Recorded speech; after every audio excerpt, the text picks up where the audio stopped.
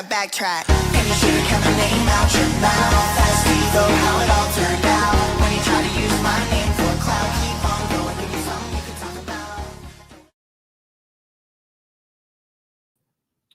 Hello, everybody. Adjusting my mic. Can you hear me? I think you should be able to. Okay. It's always something.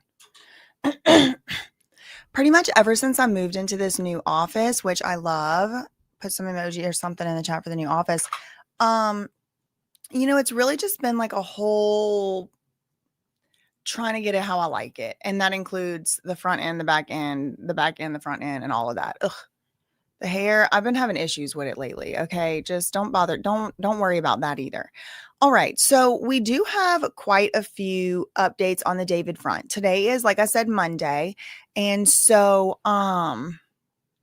yeah, I have my camera like at a different angle and closeness to my face too, which is weird. But whatever. Anyway, let's move right along. I have some updates on the David front. Today is Monday, and so since today is Monday, of course, we have the weekend updates because I was not up doing my updates on this weekend, y'all. I spent literally, if you want to know, let's do a catch up real quick while everybody's getting in the chat. Make sure you drop a like. Make sure you didn't get unsubscribed. You know that happens sometimes. Anyway, this weekend I had grand plans to get all kinds of things done. And, I did get quite a few things done, but you know what I did for the predominant majority of the weekend? I looked into this. It's a new case we're going to get started on. This case, y'all probably saw it. It's this rich guy who had some type of ties to Soros. He worked for the Soros Fund. This guy, what's his name? Howard Rubin. The allegations, he's just got federally indicted. The allegations are that he is he's accused of having a so-called dungeon in his house. Did y'all hear about this? Yes or no? 1 for yes, 2 for no. He was basically like collecting playmates as I guess playmates. I mean, girlfriends you could say, but he wasn't like dating them. He would have them come over and do like stuff in this supposed dungeon. And there's some of them sued him and said like they were kind of tricked. Like they thought they were coming to do a photo shoot, or they thought they were coming to do like dinner and drinks. And like maybe if something led to something, like maybe something a little bit this, that. Now I'm not really sure like fully of all the evidence, but I started looking into the transcripts. Y'all, Justin Bieber was mentioned. Now I don't want to, be too salacious here. It wasn't like him mentioned like in the suit or anything like that. Like named like that. I mean, he was named in the suit, but not like as a defendant or a party or anything like that. It was like this guy had these ladies, these models sign like NDAs. And then the NDAs, he was like talking in his deposition about how he based it off Justin Bieber's NDA. I don't know, y'all. Anyway, that's what I did all weekend. The man is, if he did what accused, deranged. The man's deranged. Anyway, yeah, I don't want to get all off in the weeds on that right now, because that's just not this. That's not the purpose of this video.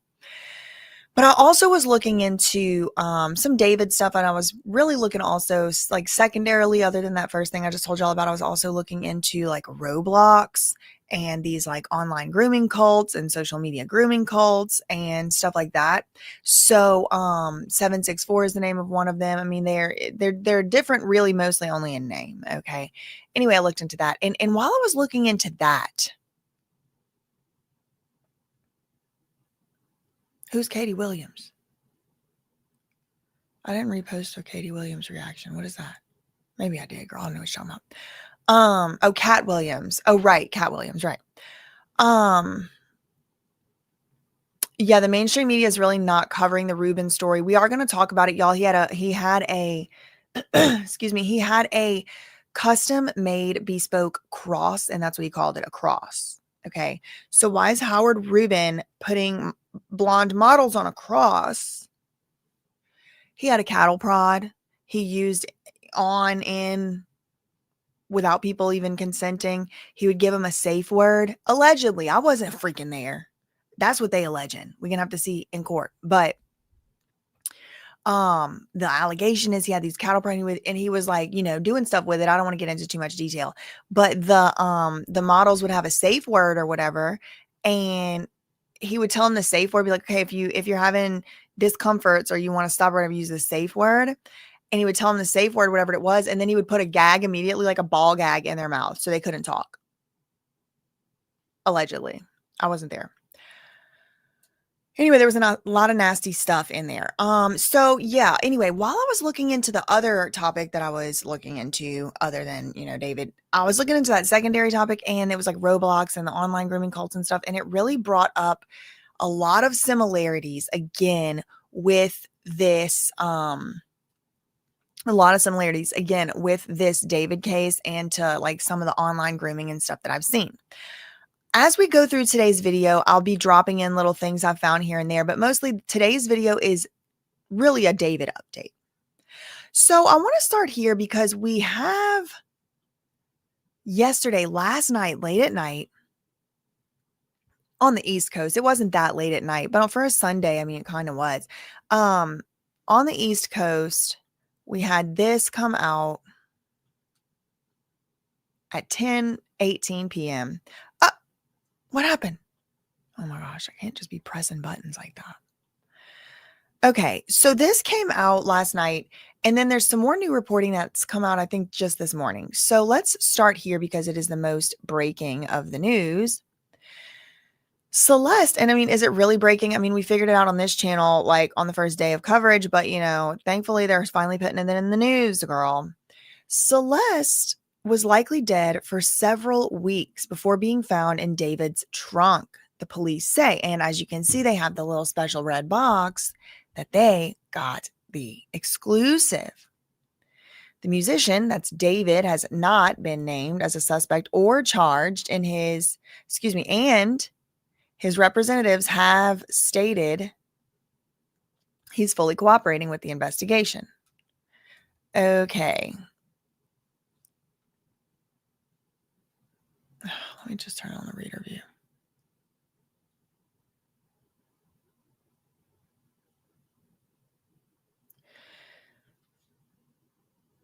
Okay. The Los Angeles Police Department believes that the body of Celeste, the 14-year-old, finally they're calling her 14. Thank God. The 14-year-old who was found dead inside a car belonging to musician David had been there for several weeks.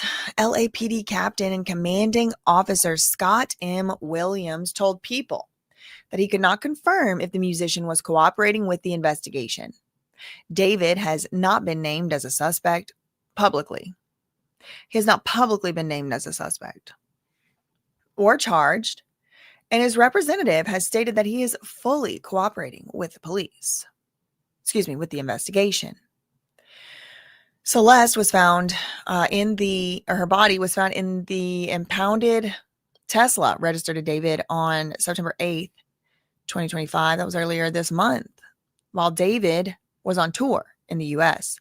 The LAPD, the LAPD believes that the body of Celeste had been in the car for several weeks before it was discovered. Speaking exclusively with People magazine, LAPD captain and commanding officer Scott M. Williams said that while many questions remain about the death of Celeste, quote, this is a quote from the commanding officer, the LAPD captain. This is an exclusive speaking to People. He says, quote, "We need to know for sure that Celeste died and someone that she died. We need to know for sure that she died." I think we know that. Why? We need to know for sure that Celeste Hernandez died and someone placed her body in the front trunk area of David's Tesla. What do you mean? Oh, excuse me. Oh my God, y'all. I can't read. I was like, this is the dumbest, stupidest cop I ever saw. Turns out I can't read. Okay. Beep.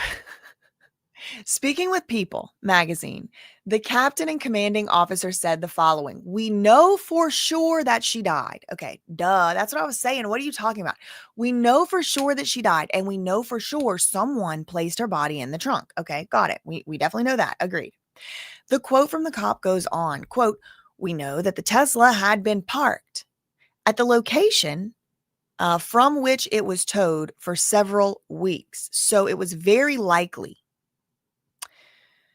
Celeste had been passed away for several weeks prior to her body being discovered. The Los Angeles County Medical Examiner has not determined a cause or manner of death." Okay, so this is the issue. And I mean, everybody's been saying it. Everybody's been, talking about it. Oh my God. My wheel keeps sliding off my mat. I need a bigger glass thing to roll around on.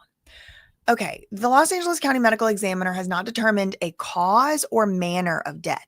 And so that means like haven't determined is it homicide, is it natural causes, is it self-inflicted, and then the manner of death I think is no, manner is the one where it's like what all those categories I just said, like self-inflicted, natural, whatever, and then the cause of death would be the proximal cause. So like a cardiac arrhythmia is one sometimes or whatever, right? So when a young person such as this age passes and they're not found in somebody's trunk, like they're found in their bedroom or they're found, somewhere else, a lot of times, the first thing that people will think is, was it self-inflicted, or did it have maybe some thing to do with a substance? In Celeste's case, I'm sure they are well down that path, but I don't think that they have, at least to the public, they have not been willing to come out and say, yes, it was some type of toxicity from a substance that caused a heart attack. Maybe they don't know. I really don't know. Personally, I don't know. But nevertheless, according to the cops, they're telling us this lead, what is he? Captain and commanding officer at the LAPD. He's saying that the medical examiner has not determined a cause or manner of death, so we don't know for sure if anyone has any criminal culpability for her death beyond just the concealment of her remains. Okay, so yeah, we know somebody mishandled a corpse. Okay, that's a given. But beyond her, like we don't know, did they walk in on her? She was already gone. Who did what and when and where and how? They don't exactly know. At least that is what we are being told.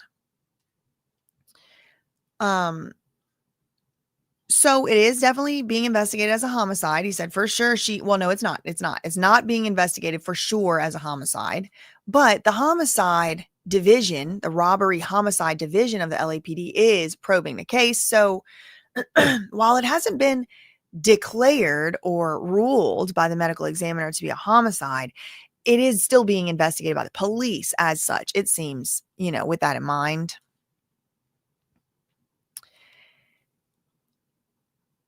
Okay. So more news that's not news. I mean, this is old news. Williams, this is the police guy, also confirmed that the LAPD did serve a search warrant at a residence near where the car was towed. A landlord had previously told SF Gate that David had been staying at an LA property with his manager, Josh Marshall. But the two moved out days after electronics and more were seized from the home, according to the outlet. The police, the LAPD, told People magazine that he cannot confirm what they took from the property. Okay, so they cannot confirm what was taken from the property. Additionally, speculation has circulated online about the possibility of a relationship between Celeste and David, as the teen seemingly also had a matching tattoo on her right index finger. The LA Times reported, and the LA Times reported that, citing the medical examiner. Allegedly, a similar one is on David's hand, but the LAPD said as far as their relationship, it would be premature for me to say anything. Interesting. We're looking into everything, he told the magazine. LAPD would not confirm that David was cooperating with the investigation. Would not. Would not. His representative had told NBC Los Angeles he was fully cooperating. And do you remember TMZ had told us, we the people, that David was no longer cooperating, and they have it on pretty good authority. So David's no longer cooperating. TMZ has it on pretty good authority. They're the ones who were able to identify her or come up with, ascertain, I should say, her identity before the cops even did. Okay, so they're like, no, he's not cooperating anymore. The rep had previously said, yes, he is cooperating. And here's the police saying, we're not gonna confirm. Now, David has not been named as a suspect or charged with a crime in relation to the case. His representatives have not responded to multiple requests for comment. Celeste was found in the impounded Tesla one day after her 15th birthday while David was on tour in the United States. The car was reportedly abandoned in the Hollywood Hills, and neighbors told NBC it had been there for about a month. And one of them said that it stank. Yeah, look. Officers. Oh, no. Okay, so it was towed to the impound lot. Then the officers are called to come to the impound lot 2 days later because of a foul odor reported coming from the vehicle registered to the 20-year-old singer, whose full name is David Anthony Burke. Celeste was first reported missing on April 5th, 2024. The Riverside County Sheriff's Office told the LA Times. The Sheriff's Office told NBC News that the LAPD is investigating this incident as a homicide. Okay, good. So they have explicitly stated that. Good to know. Celeste's cause and manner of death remain under investigation. The Sheriff's Office said that Celeste had been reported missing from Lake Elsinore, California, at least 3 times last year. That was 2024, according to the Los Angeles Times. And residents claimed the teen had run away from home before, though her last known whereabouts remain unclear. Yeah, I think that's the accurate way to put it. Her last known whereabouts do remain unclear. That's true. I would agree. David has earned acclaim for his hits, including Here With Me, One More Dance, Romantic Homicide. They left that one out from here, but they did say it earlier in the article. And released his debut album exactly a year after Celeste was first reported missing. Okay. Following the discovery of Celeste's body, the singer subsequently canceled his remaining U.S. tour dates. I think he may have also canceled the remaining European leg of the tour.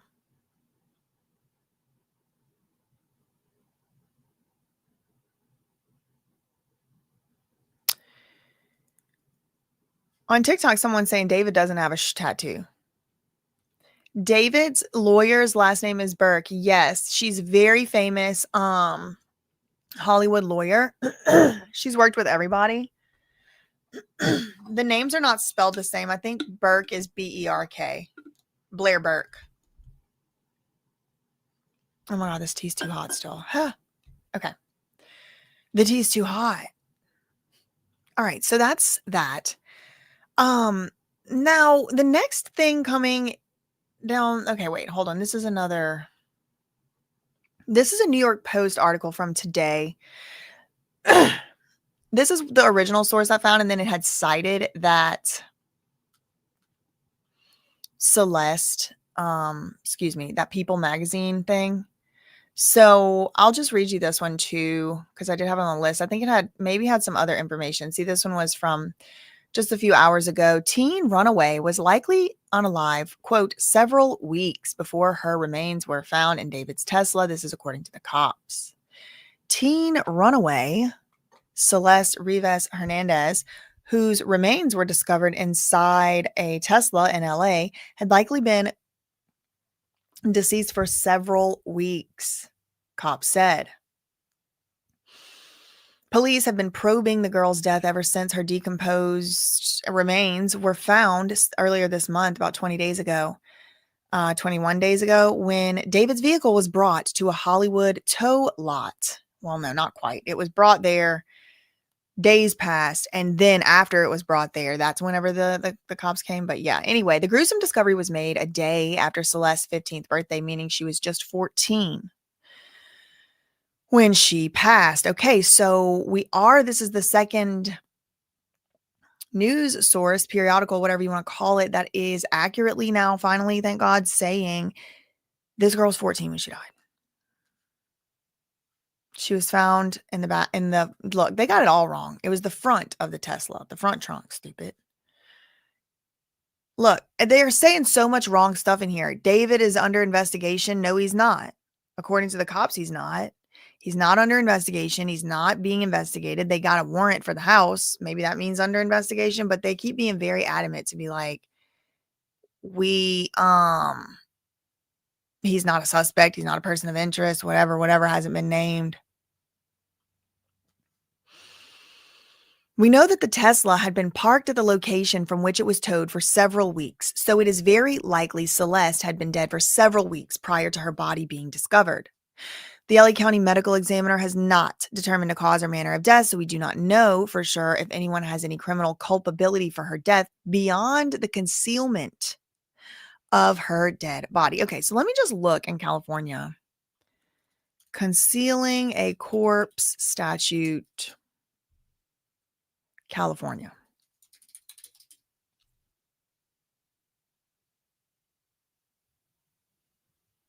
It's a misdemeanor. Okay. It's supposedly a misdemeanor, according to the AI overview. In California, concealing a corpse is addressed under two distinct laws. California Penal Code 135, which makes it a crime to destroy or conceal evidence for a legal proceeding. Oh, so like obstruction. Okay. And California Penal Code 152, which specifically prohibits concealing knowledge of an accidental death.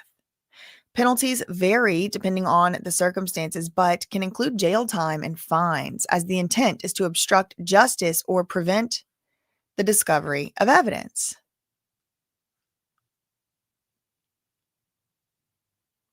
Okay, so just like failure to report, like if there's an accidental death and you don't report it, you could face up to 1 year and have to pay a fine of $1,000 to $10,000.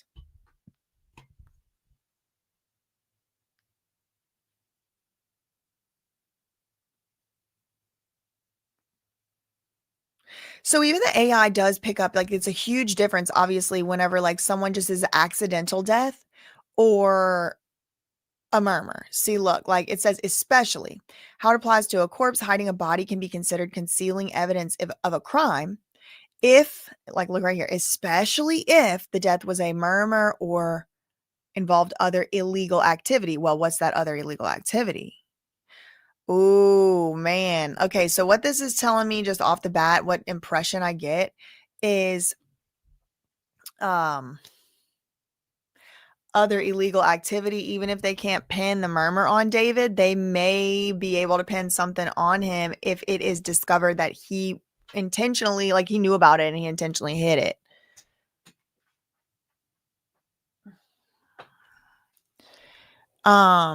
It's very baffling. It is very baffling indeed, to say the least.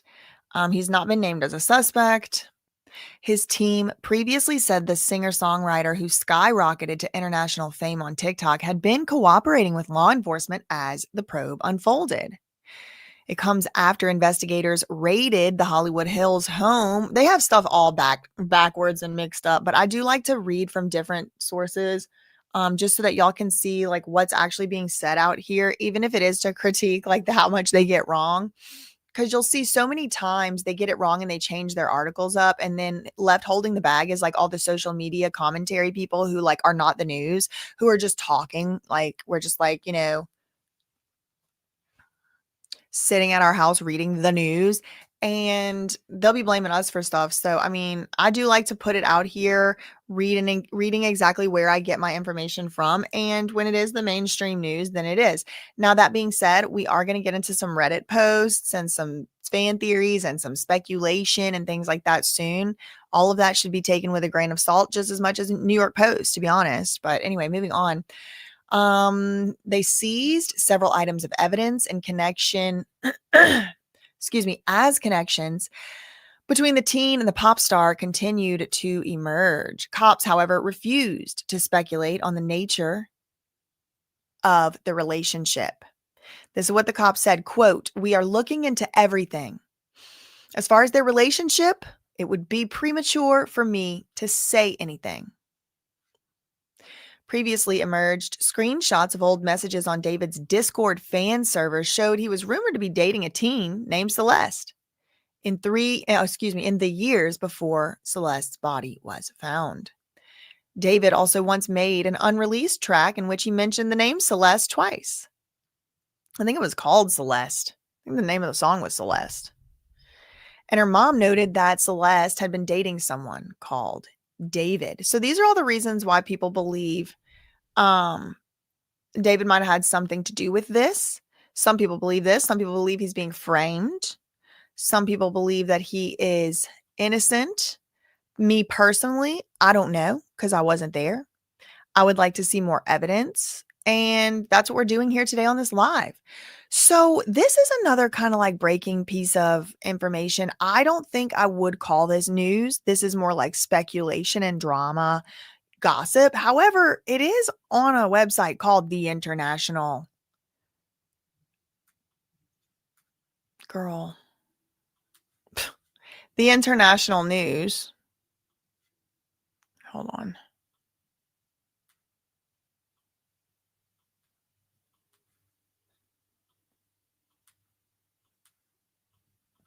The website's called The International News. So we'll read it, but please, this is one of those ones, please take with a grain of salt. David allegedly cut ties with Celeste before her disappearance. New clues emerge online. Rumors indicate that the pair may have broken up the relationship back in December 2024. Okay, this is new. A new theory coming out. Okay, a new theory is emerging. All right. And what is the new theory? Well, maybe they had broken up. Let me read this, what purports to be an article, okay, from the quote, internationalnews.com.pk. Is that Pakistan? Y'all got to watch. There's a lot of like fake news online bot farms and fake news farms coming out of Pakistan and India. It's like, what's the other one? Economic Times, Hindustan Times. What was the other one? There's like a few of them, and they will run with your fabricated CIA story. Yes, they will. Yes, they will. I got to figure out how to get me a contact over there just to get me, in the news. I got to get me in the news. Just kidding. I don't want to be in the news. David allegedly cut ties with Celeste before her disappearance. New clues emerge online. Rumors. They even put it in the subtitle here. Rumors indicate that the pair may have broken up the relationship back in December 2024. New evidence has emerged in the David and Celeste Rivas. Why are they putting Fernanda? Girl, that is not her name. Which is expected to be shocking detail for the singer's fan base. Rumors indicate, okay, I can't. Rumors indicate that the pair may have broken up the relationship back in December. It's like a year ago. The rumor first emerged on the social media platform Reddit and has since been widely shared across Twitter, adding another layer to the timeline of their alleged relationship. For the unversed, Celeste is a 15-year-old who went missing from her Lake Elsinore home. She was found no longer living inside the trunk of a Tesla owned by David earlier this month. The murmur investigations are currently in progress. While nothing has been determined by authorities, social media activity from both David and Celeste indicates that the two may have shared a romantic relationship, according to a screenshot posted online by a Redditor. And allegedly from Celeste's one of Celeste's friends. See, like, even the English here is like, what is this? You know, AI couldn't have wrote it because it's all a jumble. Allegedly from Celeste Rivas, one of the friends. Huh? Allegedly from Celeste Rivas's, one of the friends, further details may shed light on the circumstances of her disappearance and tragic death. The alleged friend claims that Celeste called in December 2024, reportedly drunk and crying, and so Celeste calls up. Celeste's drunk, she's crying. She would have just turned 14 a few months before this, called her friend crying and said, "We broke up, me and David broke up." Wah, right? And the friend is like, "Are you drunk?" And Celeste's like, "Yeah." Okay. So that apparently, allegedly, according to online speculation rumors. Okay. Anybody can log onto Reddit and say anything. All right. For me, I personally need a little more than that. But I know that the airwaves are going to be blowing up with this. And so when it's something that I think is going to go really viral, I like to get my opinion on it beforehand. So, I'm not burying the lead here. It's totally possible that Celeste and David broke up. I think it's even very likely they broke up. But I'm going to take this rumors reportedly according to some Pakistan-based website. Like, how do they know? We'll see. But this establishes links, if true, if these leads are accurate or true, it would establish links with David's Instagram activity in January 2025, which we'll take a look at in a moment, when he allegedly wiped all snaps containing Celeste. He set his profile picture to black and deleted other posts, only later re-uploading the same images.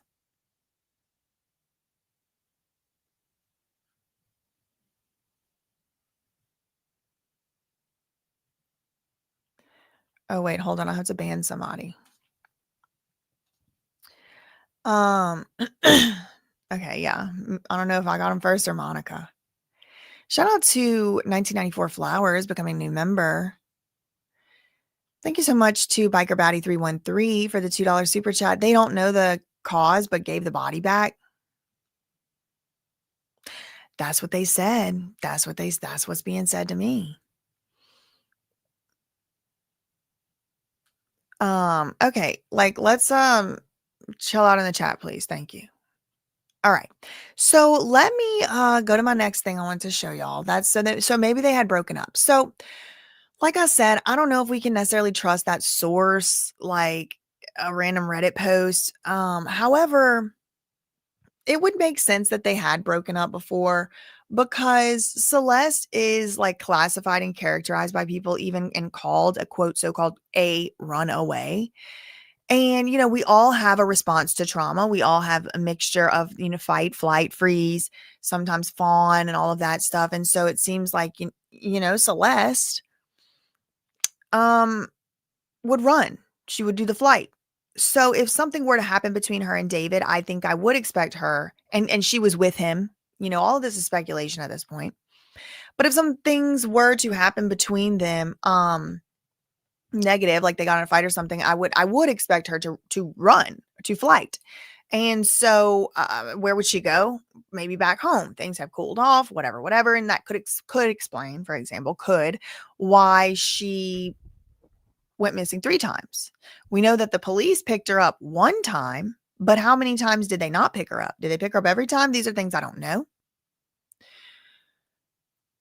That being said, I have another theory starting to emerge, and I do want to put it here in time and space, because just in case, it could help, or it starts to become true, it could lead others to investigate this type of a path. Like, what if David was actually engaged in some type of relationship with Celeste, which was perhaps illegal and wrong? Just, okay.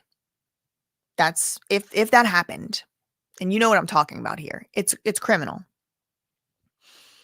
Below the jail. I could go on. I could go on. I always want to keep that there, because for me, I feel like maybe it goes without saying. That's how I feel. But I do want to just reiterate that from time to time, in case it doesn't go without saying. Now, I wasn't there. I don't know all that. Innocent until proven guilty. Those are heinous allegations to lodge at someone without evidence. So I'm not going to be doing that over here. That being said, if that happened, that is wrong, illegal, immoral, and my personal belief is he should be under the jail. Okay, but putting that aside, if you could, okay, just putting that over there for a minute. We have this whole other situation going on with Murmur, or becoming unalive or whatever, right? And I was watching something earlier today. It was a tarot reader. And because things just autoplay while I'm doing my makeup, and I'm just, I have a whole thing I do in the mornings. It's like a 2 or 3 hour getting ready process, a hyping up process. So, stuff just comes on and I just let it play, and I'll FaceTime, whatever. So this tarot card lady was doing like a reading. And if I remembered her name, I would tell y'all. It's not like I don't even think I'm subscribed to her, but she had said something and I was like, man, I almost wish I didn't see that tarot card reader, because she implanted this theory in my head that now I don't think I'm gonna be able to get out. And it's like, for right now, it's like a pretty good theory. It's like, what if, David was, um, like a safer space for Celeste to run to than her own family or her own conditions she was in. And she felt safer over there with David. And maybe at first even they didn't even do anything and whatever. But David perhaps started to feel, in this theory, right, like like smothered, or like she would maybe clingy or like needy or dependent. And it would make sense that she would be, because she's the little girl. She's a child. She has needs from adults, like her parents and her family. I'm not talking about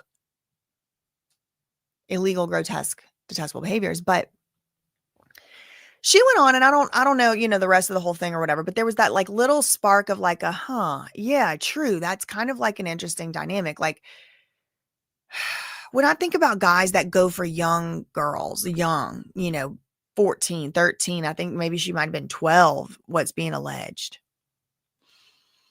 And they're even teenagers, but like older teens, it's like usually because girls their age just don't think they're cool. And we do know that David did say he was like homeschooled. He was considered himself to be like a nerd or whatever. He would say a gamer, whatever.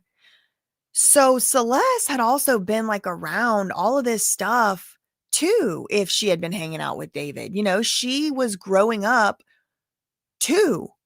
And what you're attracted to about a 12 or a 13-year-old isn't the same thing as you're probably going to be attracted to if you're a nasty freak that's attracted to a 17-year-old. Like, it's different. It's different stages. We are different. Girls are different at 12 and 15 and 17. Every single one of those ages is a child. Every one of those ages is a child. But this is a tarot card reader's speculation, all right? But I'm thinking about it in that context, and I'm like, wait, hold on. That could actually still co-align, and reconcile. It could still be reconciled with, like, he just released his debut album in April. He was clearly and obviously set to launch into the stratosphere. He had the Crocs deal, the Hollister deal. The Olympics girls were putting him in the songs. Like, he was going into the stratosphere. Some of his concerts, his shows were sold out on the tour. He clearly has a huge fan base. So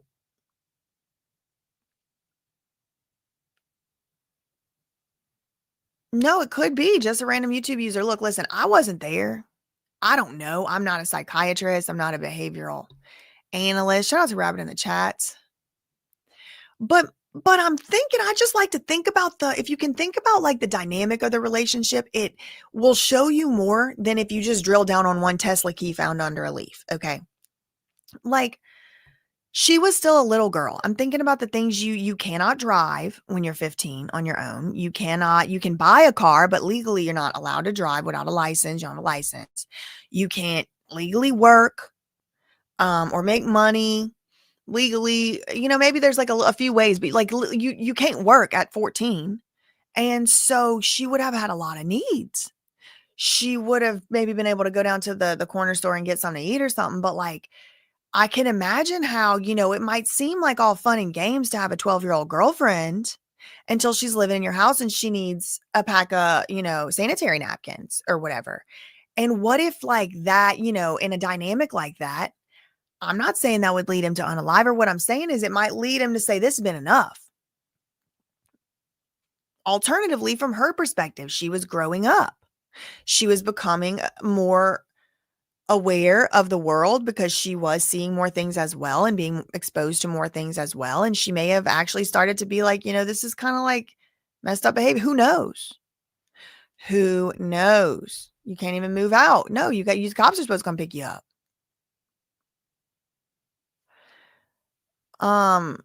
No one is showing Illuminati rabbit ears. Like, y'all need to stop letting Illuminati and Freemasons have everything. Y'all just gonna sit here and let them have the number 33. Hell no, not me. Give it back.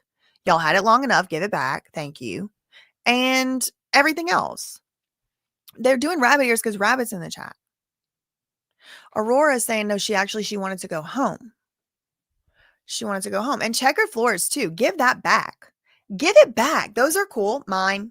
Give it back. Please.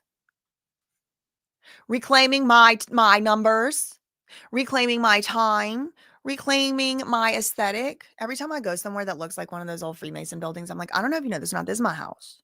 I'm just letting them keep it clean. I do that everywhere.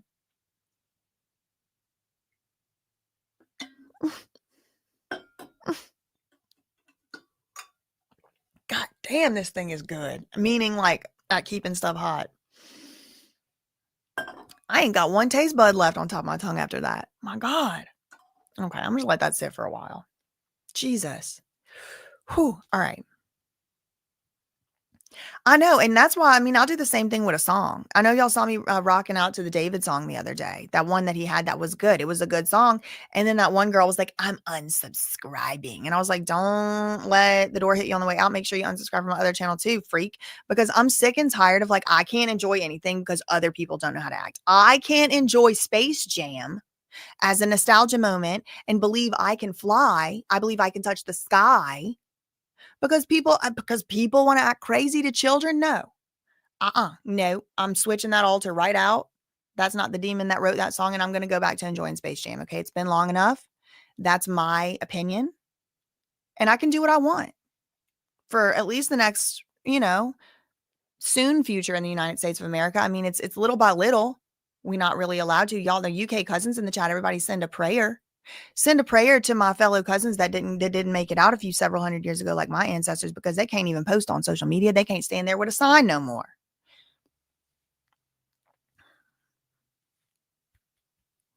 Anyway, let's move to my next topic I want to talk about. Okay, so it's along the same topic, but it's actually more proof. It's that Reddit post. So let me pull it up.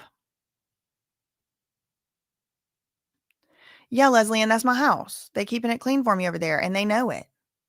Y'all, just real quick, one time I did go on a tour. There's a really historical Freemason building in Philadelphia, and that's like one of the homes of modern, Freemasons or whatever, and like Ben Franklin's and all of them.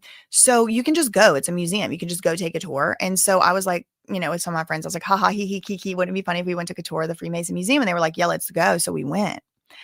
And when you're taking the tour, they bring you into these different like halls where they have their meetings. Again, anyone can go. You have to pay like a few dollars to get in. What I will tell you is they were so nice to me. I was also dressed like a princess because I just wanted them to know who they were dealing with. I was wearing a princess dress, and they were very nice to me. They were very nice to our group. It was like, I don't know, 5 of us, 6 of us, something like that. And they bring you into their like meeting rooms, and all the meeting rooms are like decorated. It felt like if Las Vegas and Epcot like got together, made a interior decor, Las Vegas casino and Epcot together made like themed rooms, but then it was like 20 to 30 years ago that they did it, and they also used to smoke cigarettes in there. So that's what it felt like. And each room had its own like design. Like one was like the Egyptian room, one was like the I don't even remember now, the Moors, Moore, I think, the Moors room. I don't remember. You could probably go on Philadelphia Freemason Temple. They call it a temple or a lodge, excuse me, and look it up. And anyway, but when they're bringing you through here, and every single room has this weird altar. Okay. It looks exactly like an altar. I don't know what they do on this thing. They said they put a book on it. Who freaking knows? But it's like a weird altar, looks like an altar. And like on each of it's a square. And on each corner, there's like a lantern, like a citronella lantern type of thing. But on one of the corners, the third corner, there's no light. There's no light, and it's not lit. They're not like, no one's in there. No one's doing anything. It's just open hall when you're doing these tours. So it's for the tour. So they bring you in there, and I'm sure they have their like real rooms too that they use that like the public can't go in, but these are like the museum ones. And they have these altars in there, and then there's like these 3 lanterns on, they like a lantern on each, like a citronella, the ones that stick in the tiki torch. And then there's like one corner that's just open. There's no lantern there. And it's just like, if you're a Virgo, that's driving me freaking nuts. Every room I go in, just one corner doesn't have a lantern. And so anyway, also in these rooms, they have these throne chairs that are facing the east and the north and the something, but there's like always like an obvious like daddy, mama, like throne, right? Like there's always an obvious throne right there, like a big, that's the one. Like that's like the lead head guy sits there or whatever. And so we're doing our tour, and they're like, and for also girls can't be Freemasons, by the way. It's only men only. And so we're doing our tour, like the public tour. And we go into the first room, and they're like, okay, well, you just have a seat. You can have a seat anywhere you want. And girl, don't tell me twice. I went straight up to the throne, my rival spot. And everybody else on the tour, there must have been like, I don't know, 20 people on the tour total, like with us. But like my little group was like 5, 6. Everybody, you could hear a pin drop while I walked with my princess dress, right, stomped up them steps, right past the pulpit, and sat in my rightful spot. I don't know if you know this or not, but that is my house, and I am just letting them keep it clean for me. Who knows what they doing in there? By the time the end of the tour, like, people were sitting in those chairs too, but it was like the one spot anyway. I'm sure they like recorded that and sent those results to the CIA for a behavioral study or something, because he did say I could sit anywhere I want. Okay, well, that's my spot. Move. Now, the thing about the missing torch, I just went and stood there, and I was like, obviously, I'm the light of the world that's been missing from this temple this whole time. But I will say they were very nice to me. They acted very like normal, and maybe they just didn't have the like, lizard ones there or whatever that day. I don't know. I really don't know.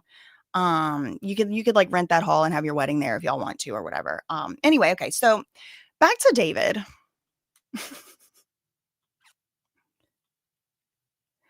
Timeline clue. David wiped his Instagram in January 2025. Black profile picture. Deleted Celeste photos.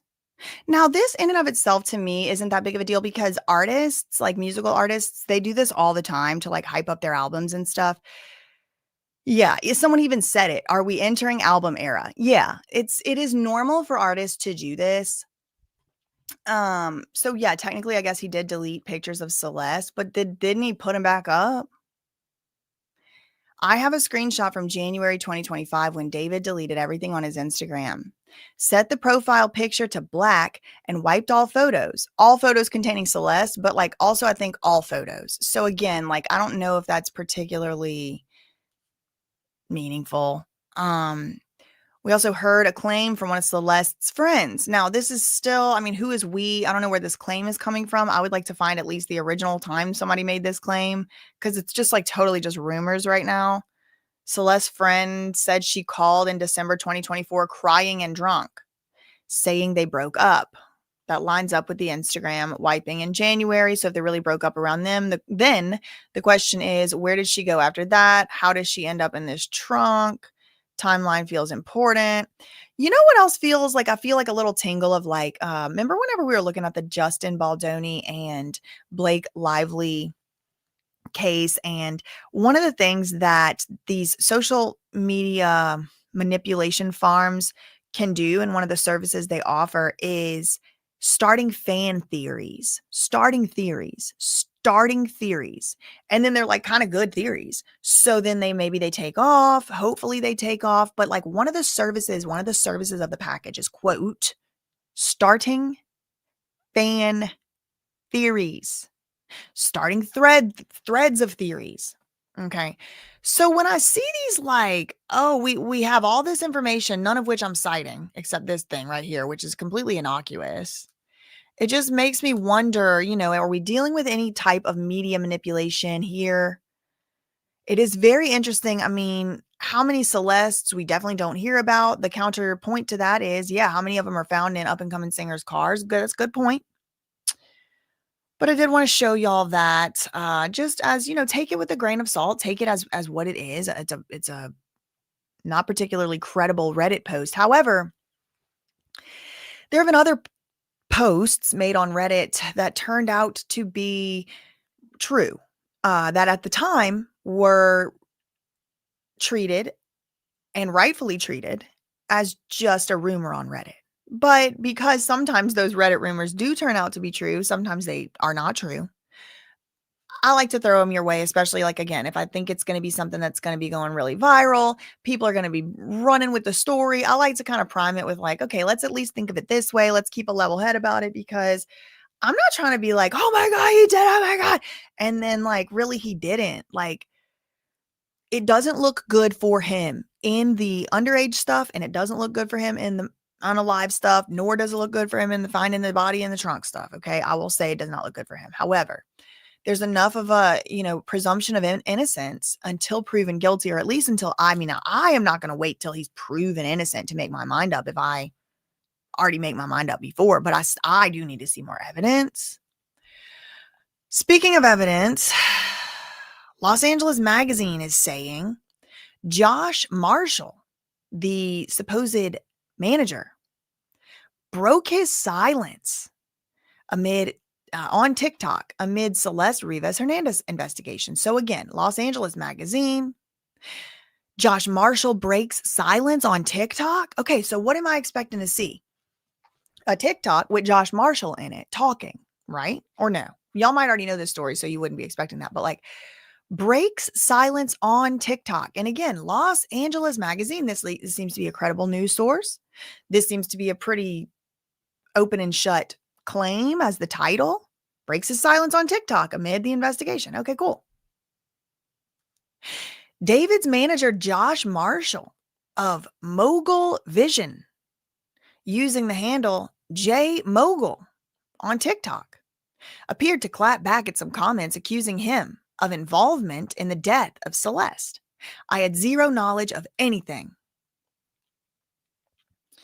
He's the manager of music star. He's the manager of music star David and founder of Mogul Vision. He took to TikTok under the handle J Mogul.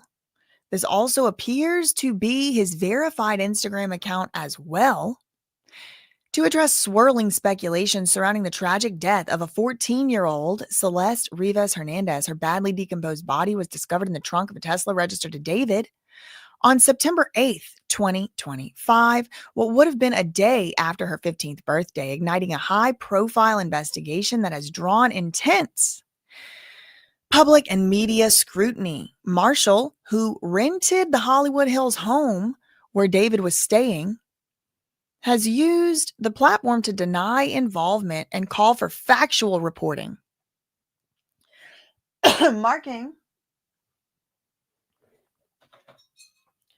marking his first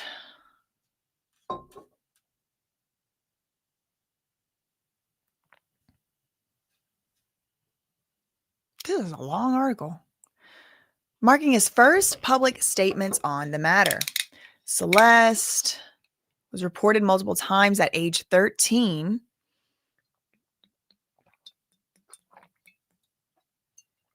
Okay. Marshall is a music industry executive known for managing artists such as David, Kenny Hoopla, and Lil Mosey. He has faced questions about his knowledge of the teenager's whereabouts in connection with his client.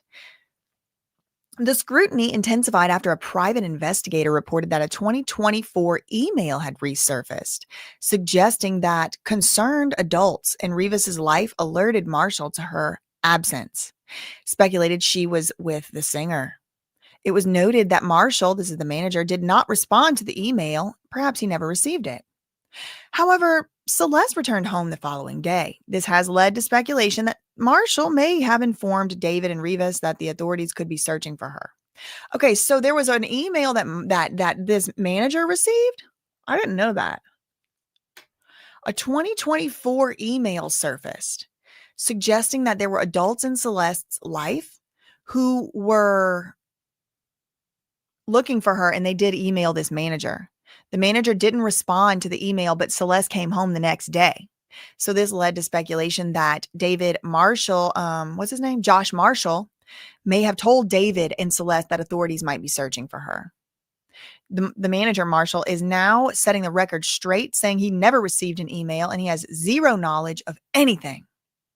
In a series of comments and posts, Marshall has sought to clarify his position and he denied receiving any email.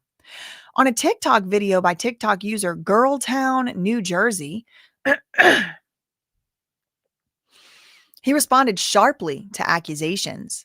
When a user commented, "I swear to God, I've been saying this to my boyfriend. I think Josh did it." Somebody said that on TikTok.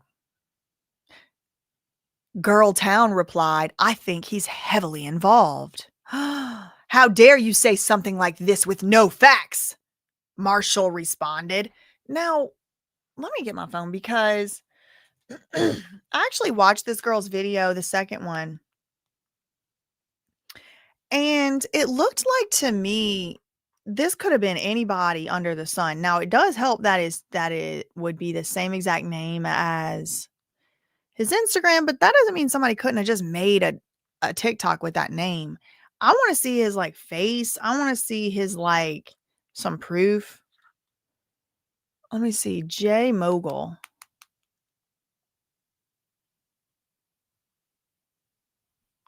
He has no posts. He's following 5 people. He has 99 followers.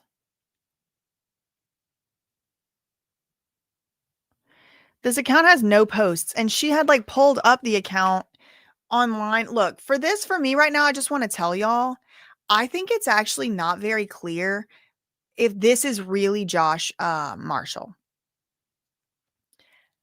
I think it's not clear if it's him even saying this, because I saw a video last night which led me to believe that this account could have not been Josh Marshall. It was this same girl, this Girltown, New Jersey girl.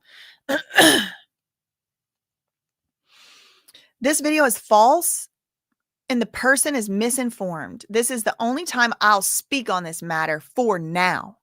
This has been a tough time for my family, as I am a father of 3 children. I received no emails, and I'm no one's roommate. I live full-time at my home with my wife and kids. My daughter is 14. And this news is affecting so many lives. I never received any emails. I had zero knowledge of anything, and I don't live in California. I work remotely 95% of the time, and my job does not require me to have much interaction with any of my clients, including David, as there are many others that work with him on a day-to-day capacity, not me. And that's the thing. Like, then why do I need you? If we don't have to be involved, why is your name on my lease? This is handler if it's true. This news is tragic for so many and for her family. I hope the proper authorities get to the bottom of it soon. Let me remind people a lot of this is speculation and alleged. In the meantime, I am with my family helping them emotionally get through the news of this tragedy. Please report on factual information. Josh Marshall.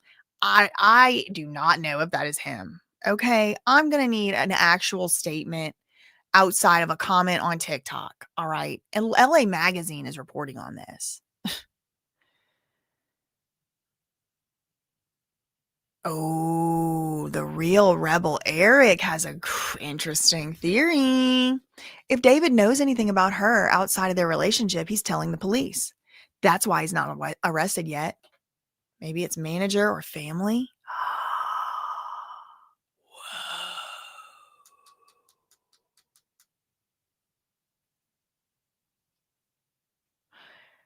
Wow. I'm just like running through all the different possibilities. Thank you for the $5 super chat. That is a really good possibility, theory. Thank you, James, for the 10-pound super chat. Keep your amazing work.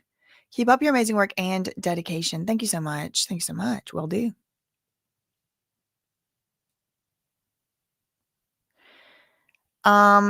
So for me, like it's three different whole situations. Okay. Like I used to say three. I mean, I used to say two. Now I think it's three. It's three totally different possible crimes. Okay. Number one, underage dealings with a minor in any way at all, including carnal knowledge, contributing to the delinquency, anything dealing with a minor at all. Okay. So that's one. One. Number two, something else, other possible crime that I think could be investigated. I'm not saying for David, I'm just saying in general. Unaliving of Celeste. Did she unalive herself? Did she, at trip? Did she accidentally something? Was it an accident? Was it on purpose? Was it all that? Like, if it was a murmur, then that's another crime, right? Someone took her life. This is part of why I don't know if it's real.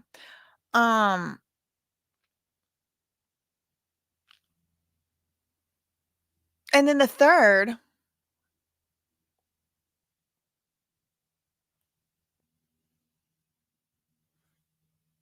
yeah, it is a slow gatekeeping situation here, Hayden. We are all so entangled in it. Okay, yes, true. The third crime, the third possible, I'm not the cops, everyone's innocent until proven guilty, but the possible crime would be, so the first one, underage stuff, second one, unaliving her, third one would be what happened to her remains afterward, which is criminal, right? Like hiding, burying, being a accomplice in that way. The person who did the first thing doesn't have to be the person who did the second thing, doesn't have to be the person who did the third thing, although it could be all the same person. Do you see what I'm saying? Someone could have did the first one with the underage, whatever. Someone else could have did the unaliving. Some third person C could have also done the putting in the trunk and moving it. So it could all been one person. It could have been combinations of different people. Hayden, great point, says we're all so entangled in their controlled chaos. No amount of factors can fully exonerate, clarify, or excuse how they are clearly keeping a strange, slow gatekeeping situation here. Something very fishy. I'm wondering, are we dealing with organ trafficking? I'm wondering, are we dealing with someone who had their kidneys taken out? I'm wondering, are we dealing with somebody who had their anything taken out? Did she have all her teeth? Were all her fingers there? Why is it dismembered and now it's not dismembered?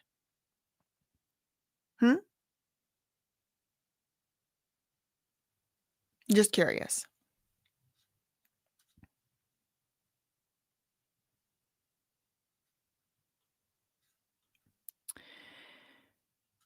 Addressing rumors and Steelers Princess said, how do we know this is for sure Josh Marshall? Because why would he go to them and not TMZ? And that's a great question. Addressing rumors about his vehicles, as it was previously reported that Marshall may have driven a red Tesla that was parked in a garage. He said, I have no cars registered in my name in California, nor have any of my cars been in that state. Please use facts with supporting evidence when making comments. Well, you don't have to use facts with supporting evidence when making comments. Like, first of all, I'm gonna stop you right there, Josh, or possibly not Josh. People are allowed to talk. And that's one thing everybody just needs to get through their mind, including foreign terrorist nations that are doing genocides. Like, everyone just needs to get it through their minds. People are allowed to talk. That's including the people that are trying to arrest my UK cousins over there for holding signs. People are allowed to talk.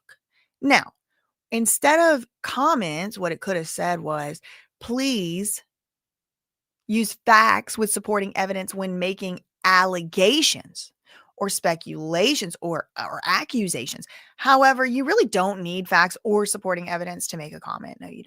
You can just say, that's ugly.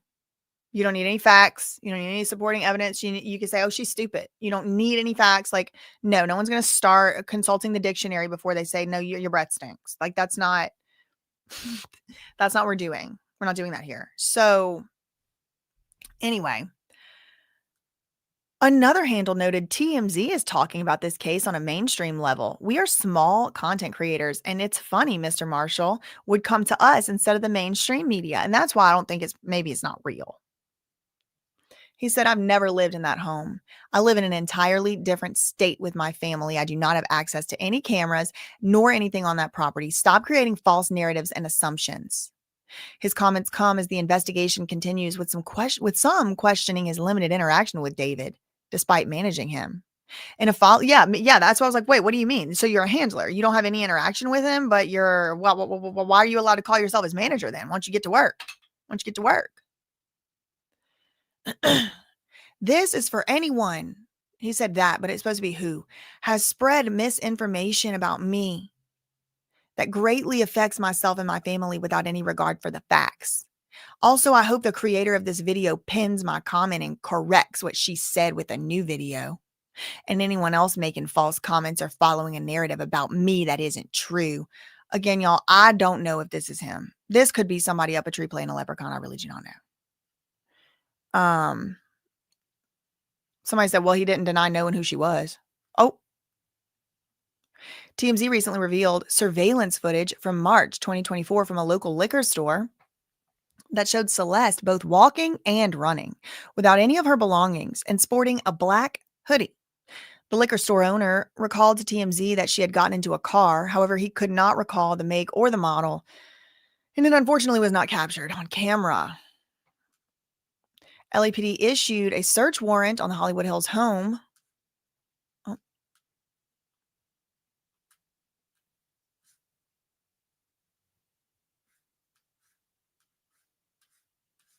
Is it over? Okay, that's it. Okay, I kind of feel like this too, like maybe it was a snafu, like someone was supposed to keep moving the Tesla around, but come to find out the Tesla maybe it was dead. I don't know.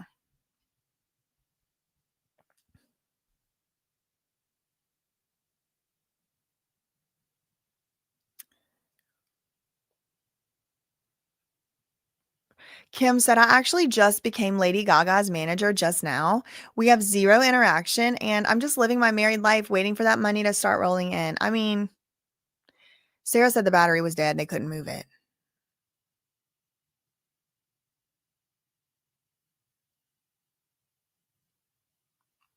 Killing time moving a Tesla so that it wasn't parked on the street and got towed exactly how it did. Because, like, if the car has been moved, then it can't be considered abandoned.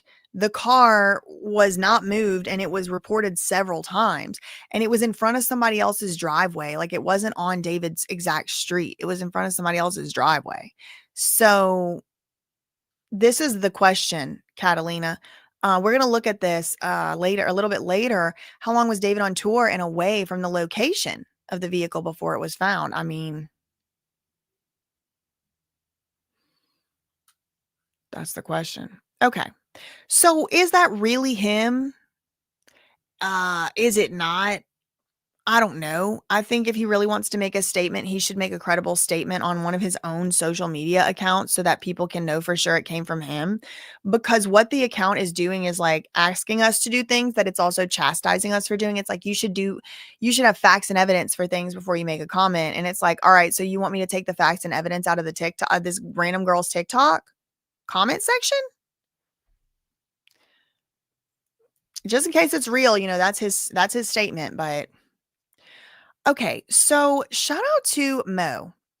Now, somebody sent me this video. They went through and found on the Google Maps. And the last one, I was like, somebody with more patience than me, can y'all please like do these maps? Yeah, Ethical Taylor said, I think it could be a Gabby P situation where somebody accidentally did something to her and put her in the trunk to hide the body. Could have been. David was apparently near LA around August 7th and 8th. He was scheduled to be back on September 20th. There are a lot of cameras, and I do think they've gotten cameras from the neighborhood.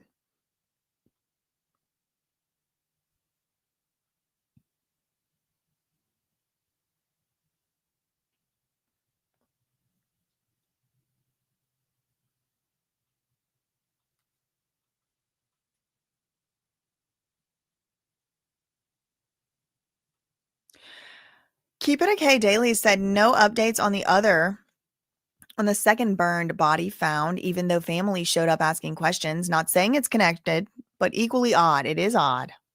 It sure is odd. Okay, so somebody sent me this, and I'm going to read y'all the email that came along with it.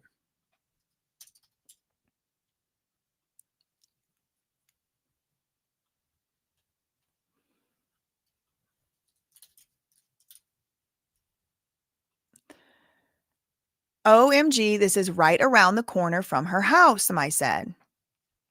Watch the video. I'm going to send to you. I screen recorded it. I knew I had seen that spot when I went to drop off flowers. It's like 2 minutes away from Celeste's house. Watch the video. It is a bit long. Bear with me. There's no audio, but I recorded how to get from there to Celeste's house. I don't know if you already knew where this spot was, but I saw, no, I didn't. I didn't know where it was like that. I saw you talking about on your video today. My parents are familiar with the area.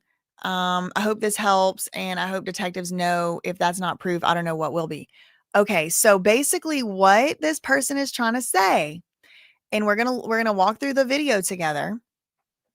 Or I'm gonna play the video, but this is the spot. This is the spot where, and it does look like it. Can I make it bigger? Can I zoom in? It does. Oh, it does appear to be the spot where where David, that supposedly David was standing to pay off those kids in the parking lot, the mountains in the back, the construction or whatever here. So let's see. So I just press play. It's 3 minutes, 15 seconds long.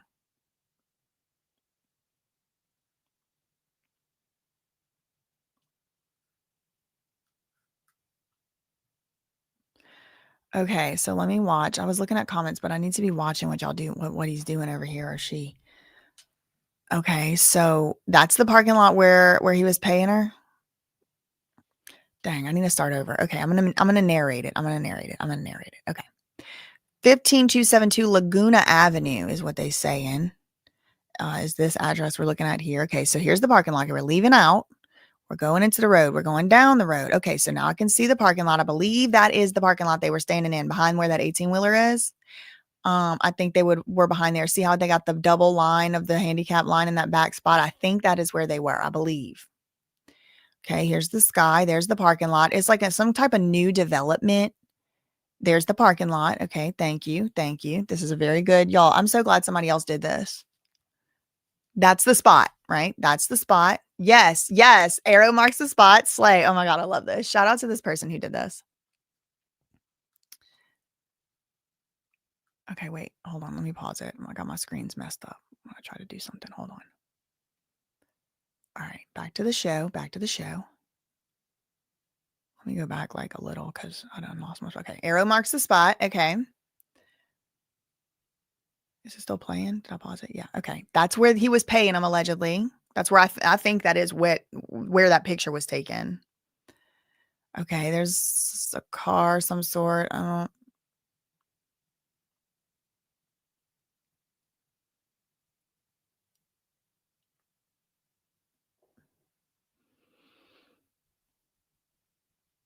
Okay. So now they got a map down here. All right. Cool.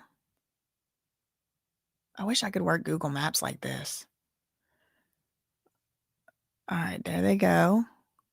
So they're driving down the street. Okay. So it's behind us. That parking lot's behind us. We driving. I don't know what direction this is because there's no map. Okay, they're going. Straight down the street. Turn. Driving. One turn so far.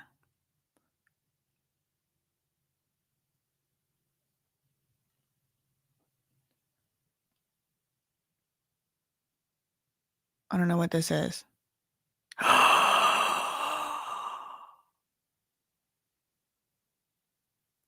Really close to her house. Okay, now where's the liquor store? Now I want you to go to the liquor store. Please tell me you went there. Oh, there's a lot more video here. Okay, here we go. Maybe we're going to the liquor store. Or maybe we're just going back to the parking lot. If somebody can make me one of these for the liquor store, I'll show it. For the next video. I know it's short notice. Okay, we back on that main road, Laguna. Going back toward that place. I think we're going back to the parking lot.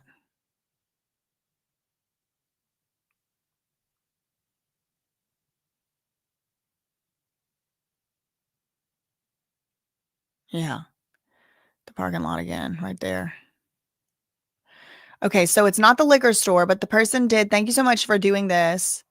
Because I do think that is really helpful. That shows it's really very close. You have to make one turn, maybe 2 turns to get into the parking lot. You have to make a turn. So, yeah, I think that's exactly the spot. I do think so. Okay, so there you go. That's yep, the mountains. Yep. I'm getting a feeling Riverside police are trying to thin blue line and cover their you know what. Shout out to that person for making that.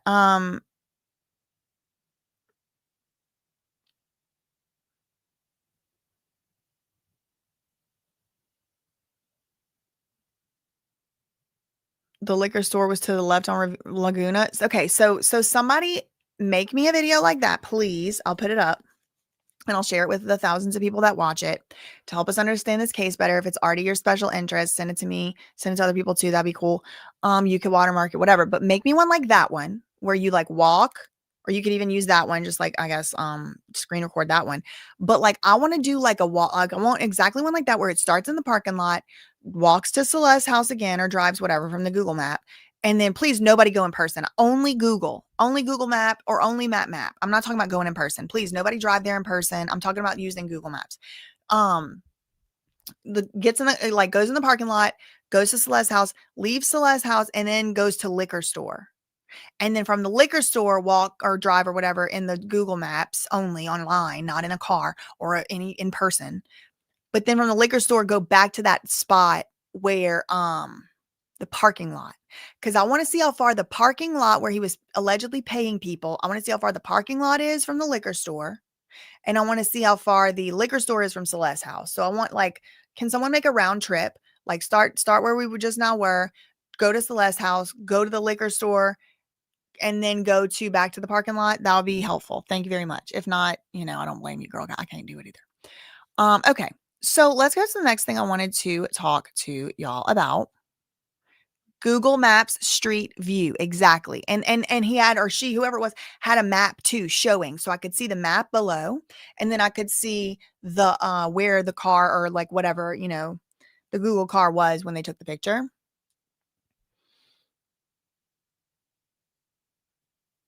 There's a video of Celeste on June 2nd, 2024. They are having some type of cookout, and Celeste walks in and hugs some relatives, and she came back. No, David was not buying liquor. The liquor store is where the security camera footage came from that showed Celeste kind of running, kind of walking, kind of running, kind of walking. And I just want to understand like how far that liquor store is from that parking lot. Was she maybe going to that parking lot? I just want to get a better sense of where everything is. But no, I don't think David was buying liquor. I don't think that's what was going on. He wasn't in a liquor store parking lot. It was like a new housing development. Okay, so yeah, that was fun. I liked doing that. Shout out to them for that. Okay, next topic. David apparently had I'll skip that one because I don't know the timestamp on that one. Okay, this is interesting. Something about a wig. Okay, so let me show this to y'all.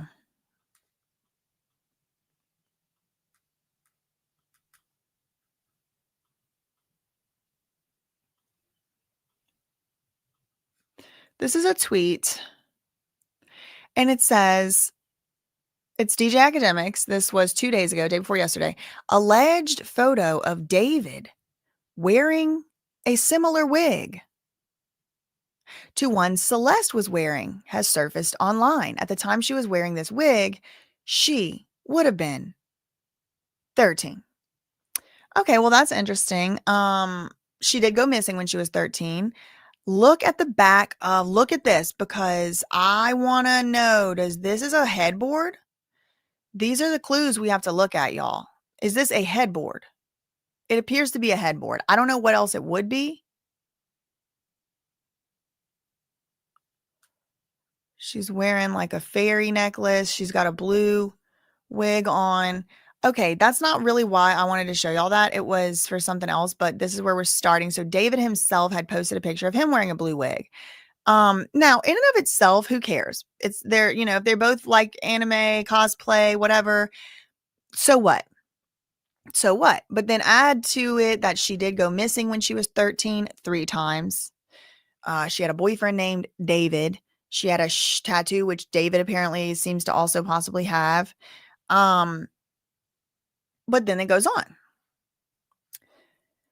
This Twitter user said, this is who he's cosplaying, by the way. So the blue hair can't be explained. He's really just wearing it because Celeste did. I do not know if that is true. I do not know if this is who he is cosplaying. I do not know if he is wearing this wig because Celeste did. I do not know if this is the same wig. I do not know if he had met Celeste at this time, right? We don't know any of these things. However, it's pretty compelling.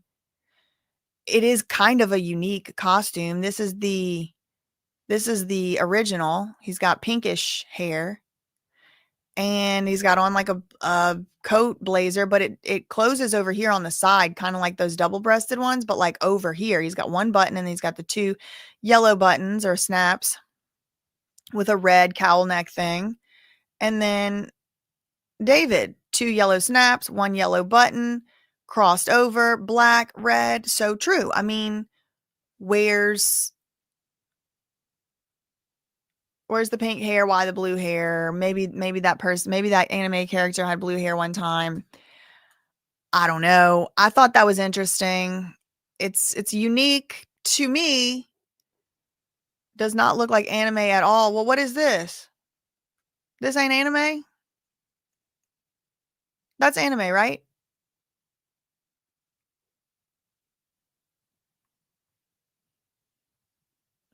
David could have bought that wig to push the invisible line theory. I mean, seriously.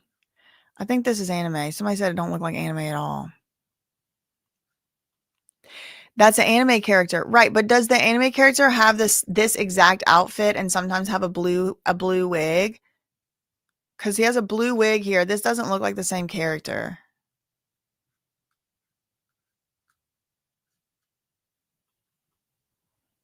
The anime character does not have blue hair, Chill Mary said. It's from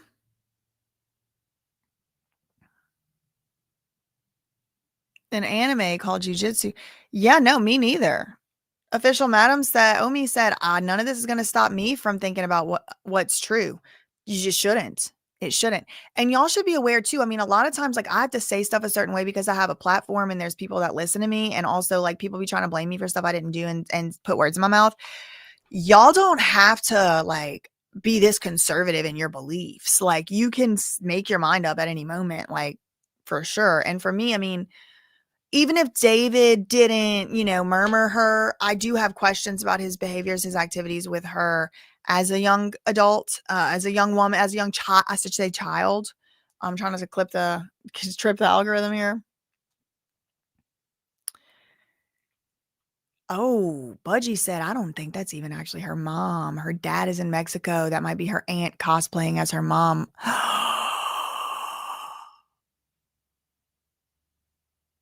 In 2022, she did tweet to David, though, wanting to go back to her mom and sis. Okay. Okay. Now, what's my next thing I wanted to tell y'all about?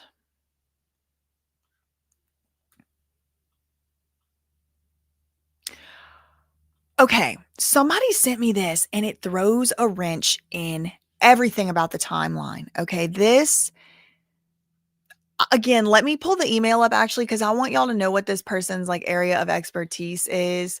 So you know where this person's coming from. So you have all the information I do. I don't want it to be like, oh, I got secret information or something. It's not secret. I'm going to tell you what it is. This person said, sorry, I don't have a YouTube account, but according to setlist.fm, there was no gap. There was no gap in David's tour, which would have been odd because usually a gap would have been odd because usually they really cram in the dates for financial reasons. Right, because you have to like transport everybody back home, get them back on a plane, get them back here, get them back there. He says, I do use setlist.fm to keep track of shows that I've been to, and it's been pretty reliable, even for shows back in the 90s. Here's another page listing the same dates, although I've not seen this website before. Here's a page for the venue of the Toronto show on August 30th. Not sure why that Reddit user is pushing the gap theory, but it doesn't seem to be true. I've added the last two links to archive.com. What? Okay, right. Remember when we were looking at the set list, I was like, no, I didn't go check the set list. I didn't go do the mom is from El Salvador, somebody said. I don't know where anybody's from. I'm just reading y'all's stuff. But look, this is purportedly the set list, or the tour dates.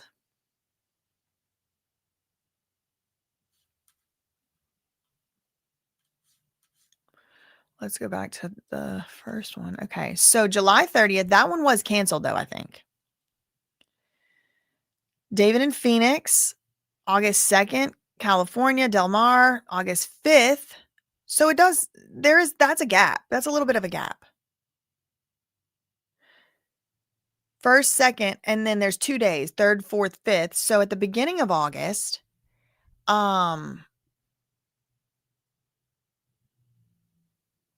the Southside Ballroom? Yeesh. That's interesting. Okay, so at the beginning of August, he did have a 2-day gap from the 2nd to the 5th. It was 6, nothing on the 7th. He's in Arizona, well, traveling, from Arizona to Texas. So that would he's probably traveling here and getting everything set up and everything. And then another tour and then another date right after that. So we got August 1st, 2nd, nothing on the 3rd and the 4th. Then we got it 5th, 6th, probably traveling on the 7th, 8th, 9th, we have concerts. And then 10th and 11th, no tour, no dates. Then 12th and the 13th, nothing on the 14th, but he's in Georgia, Florida. It would have probably been harder to get, I don't know, Texas is pretty close. This is another possible moment here. August 9th through August 12th. This is from Florida to Texas, and he's from Texas. Not Austin. But see, he's around home. He's from around Houston, so he's in Dallas on the 8th, he's in Austin on the 9th. He flies all the way to Florida for the 12th. But so he had time around home for a couple days. The 10th and 11th maybe, or the 10th at least. Around home meaning in his home state, not saying you went home. Okay, then the 13th and the 15th. Okay, let's move up. 16th, 17th, 19th, 20th. So he'll have like one day kind of off, but like really not. I mean, really, like I can imagine that actually takes a lot to travel and go and from here to here. And this is North Carolina to New York's not that far, actually. I don't know, y'all. And the 20th in Brooklyn, had a couple days off, or one day off. He had a day off. And then Philly, a day off. And then Maryland. Now, these are the two Silver Spring, the Fillmore, Silver Spring, Maryland. 23rd, 24th. 20, nothing on the 25th. 26th, nothing on the 27th. 28th, nothing on the 29th. 30th. 2nd, 3rd, 5th, 6th, 7th, 9th, 10th, 12th, 13th, 15th. Now, what I will say is, yes, there are a couple little days here and there where like maybe he could have gotten away for a day or two, but there are no huge gaps like what we were seeing. Now, someone's asking, is there any way to see if a tour was canceled? I don't know. The equipment's being driven, exactly, not flown. The talent may or may not be flown, but we know if he had a tour bus. I don't know. So I wanted to show that to y'all because, it does kind of contradict something else that we read on my channel earlier. So I wanted to do that. Now, someone sent me this just as an aside. Like, did you see this TikTok where David is...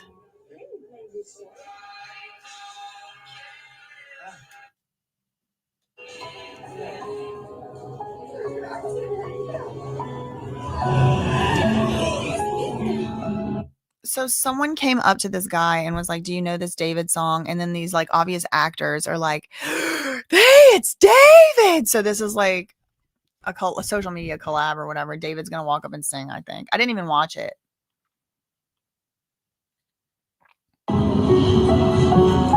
Oh wait, is that my song? Can I sing with you? Sure. All right, let's go. Watch the sunrise along the coast as we're both getting old. Wow, Can't describe. he's never sounded better. All I know is we're going home. So please don't let me go. Okay. I already feel the copyright. I already feel the copyright blocks. Okay. Just from that little reaction. That's totally, I'm allowed to do. But, beautiful. Wow. Wow. I mean, I wonder when that was. Let's see.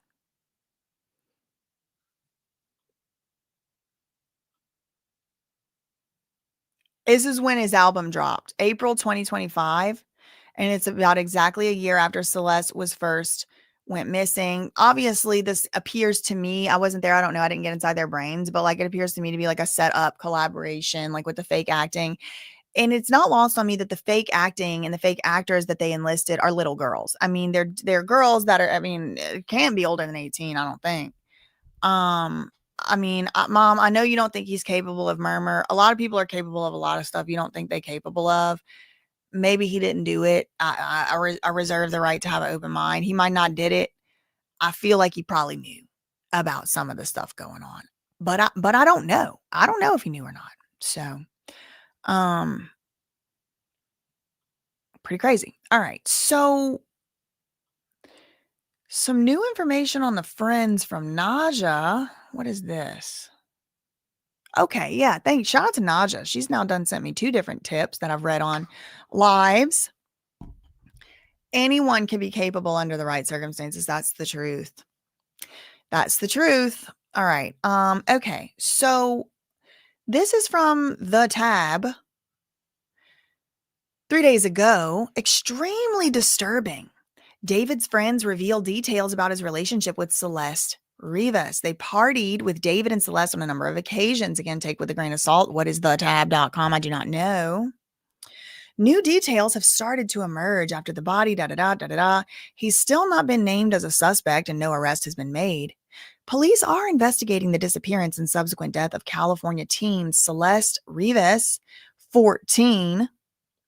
His LA rental was raided last week with police taking electronics in for analysis, and he then moved out of the property shortly after. Speaking to TMZ, the unnamed friends who frequently partied with David and Celeste described the singer as a very gentle person. Despite that, the news that her body was found in David's car was just extremely disturbing and confusing. Now, the friends would not publicly share information on, quote, PDA, but they were led to believe that David and Celeste were romantically involved, and Celeste seemed to mirror David's shyness. So they were both really shy. So here are a couple of friends. They all look possessed by demons, poor things, bless their hearts. I hope they're able to get rid of those legions as they grow up. Who's this? I always am looking at people sitting like this, like uncles on the back, because usually that's an indicator they might be handlers. Then we got the Wells Fargo Together We'll Go Far stagecoach. What is this? David Laboo me, please. No, that is not a request. That is a quote. Okay, that is interesting because that whole thing with the blue wig thing, he had a Labubu. Now, apparently Labubus have been a thing for a while. Okay, we're just hearing about it now. But apparently Labubus have been a thing. Janine, God's daughter, said, wait, no, I believe the investigators actually, they want to make sure they have all the evidence that they can gather first before convicting anyone who can't afford a lawyer versus someone who can. It's 2 different things. True. You're so right. Somebody that's got like Blair Burke, Labubu me, what is that? That's a good question because look at this. Oh my God. Hold on. We did just see it.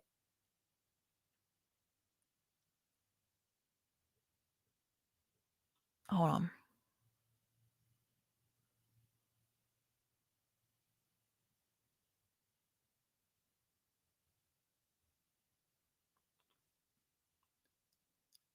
This, he's got the Labubu's. Now, I don't know when this picture is from. It was posted on 2020, September 27th, 2 days ago on Twitter, but like, I don't know where, like when David actually posted it, but he's doing the like, give me more of that Labubu's, like got any more of them Labubu's. Now, again, Labubu's are huge right now. Like Labubu could mean anything. Kids just say stuff. I don't have a Labubu. I don't want a Labubu. Oh, he throws them out. He throws them out. So maybe she was just saying, throw me a Labubu. We'll go with that. We'll go with that. Well, they're not necessarily just a bag charm because they make like huge ones. They make like 3 feet tall Labubus. He gives them away. So she just wants a Labubu. Okay. All right. She just wants a Labubu. She just wants a Labubu. Okay. So this article goes on and it says goon. He's calling it a goon squad. I think, in current times, let's not call it a goon squad. You know what I mean?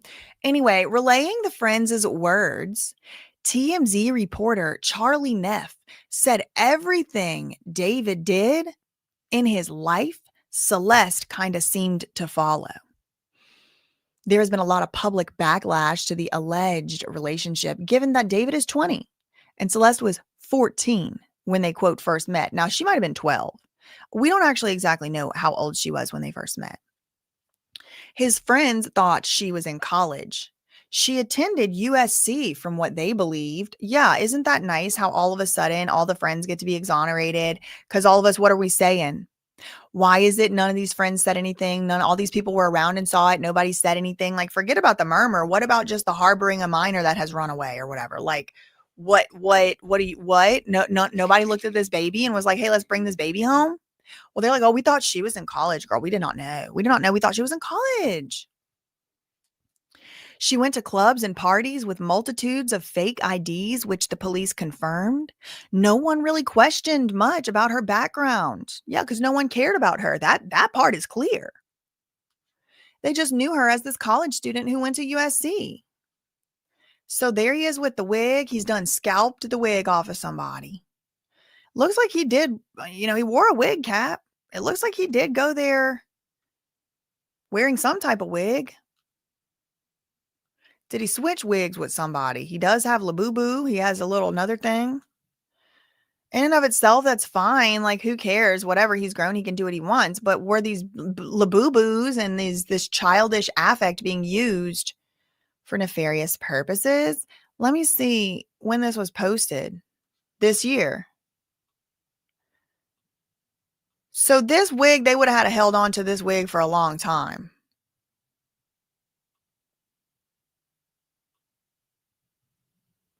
I think he wore this wig to the convention that day. What's this?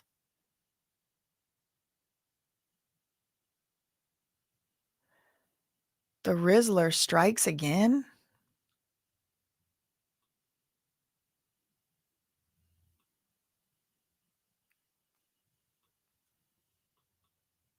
So if she was 13 in that picture, then that picture would have had to been taken last year or like at the very end of 2024.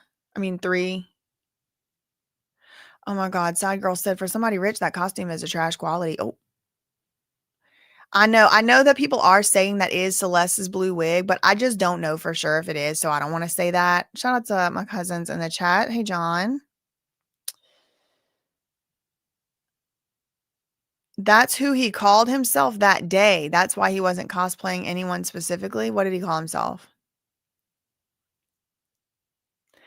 XP said, what do girls find in these rappers when they are this young? I can speculate.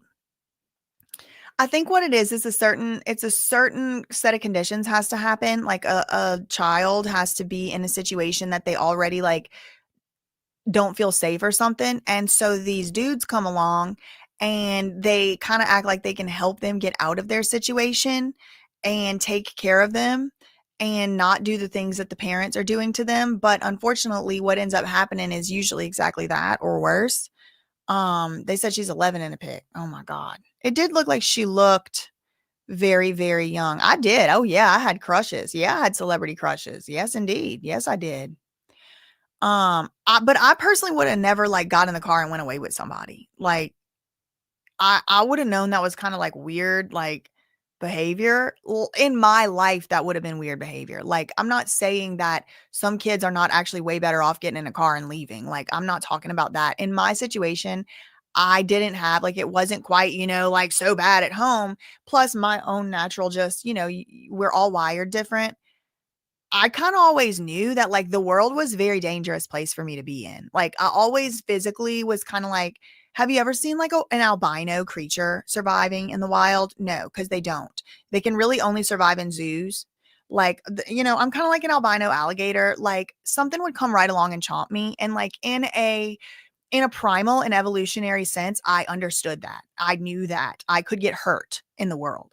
I was not trying to get away from my family. I was not trying to get away from the people that I knew would like not let anything bad happen to me. But that's just my personal like wiring. Some people are different. And also they sell you the dream. These rappers, they sell you the dream. The industry gets behind them. And I'm there. David's not a rapper. So I don't want to say these rappers, but your question, the question earlier was, why do these little girls fall for these rappers? But the thing about rappers a lot of times is they come across as if they are in some type of control. They have, power, status, money, houses, resources.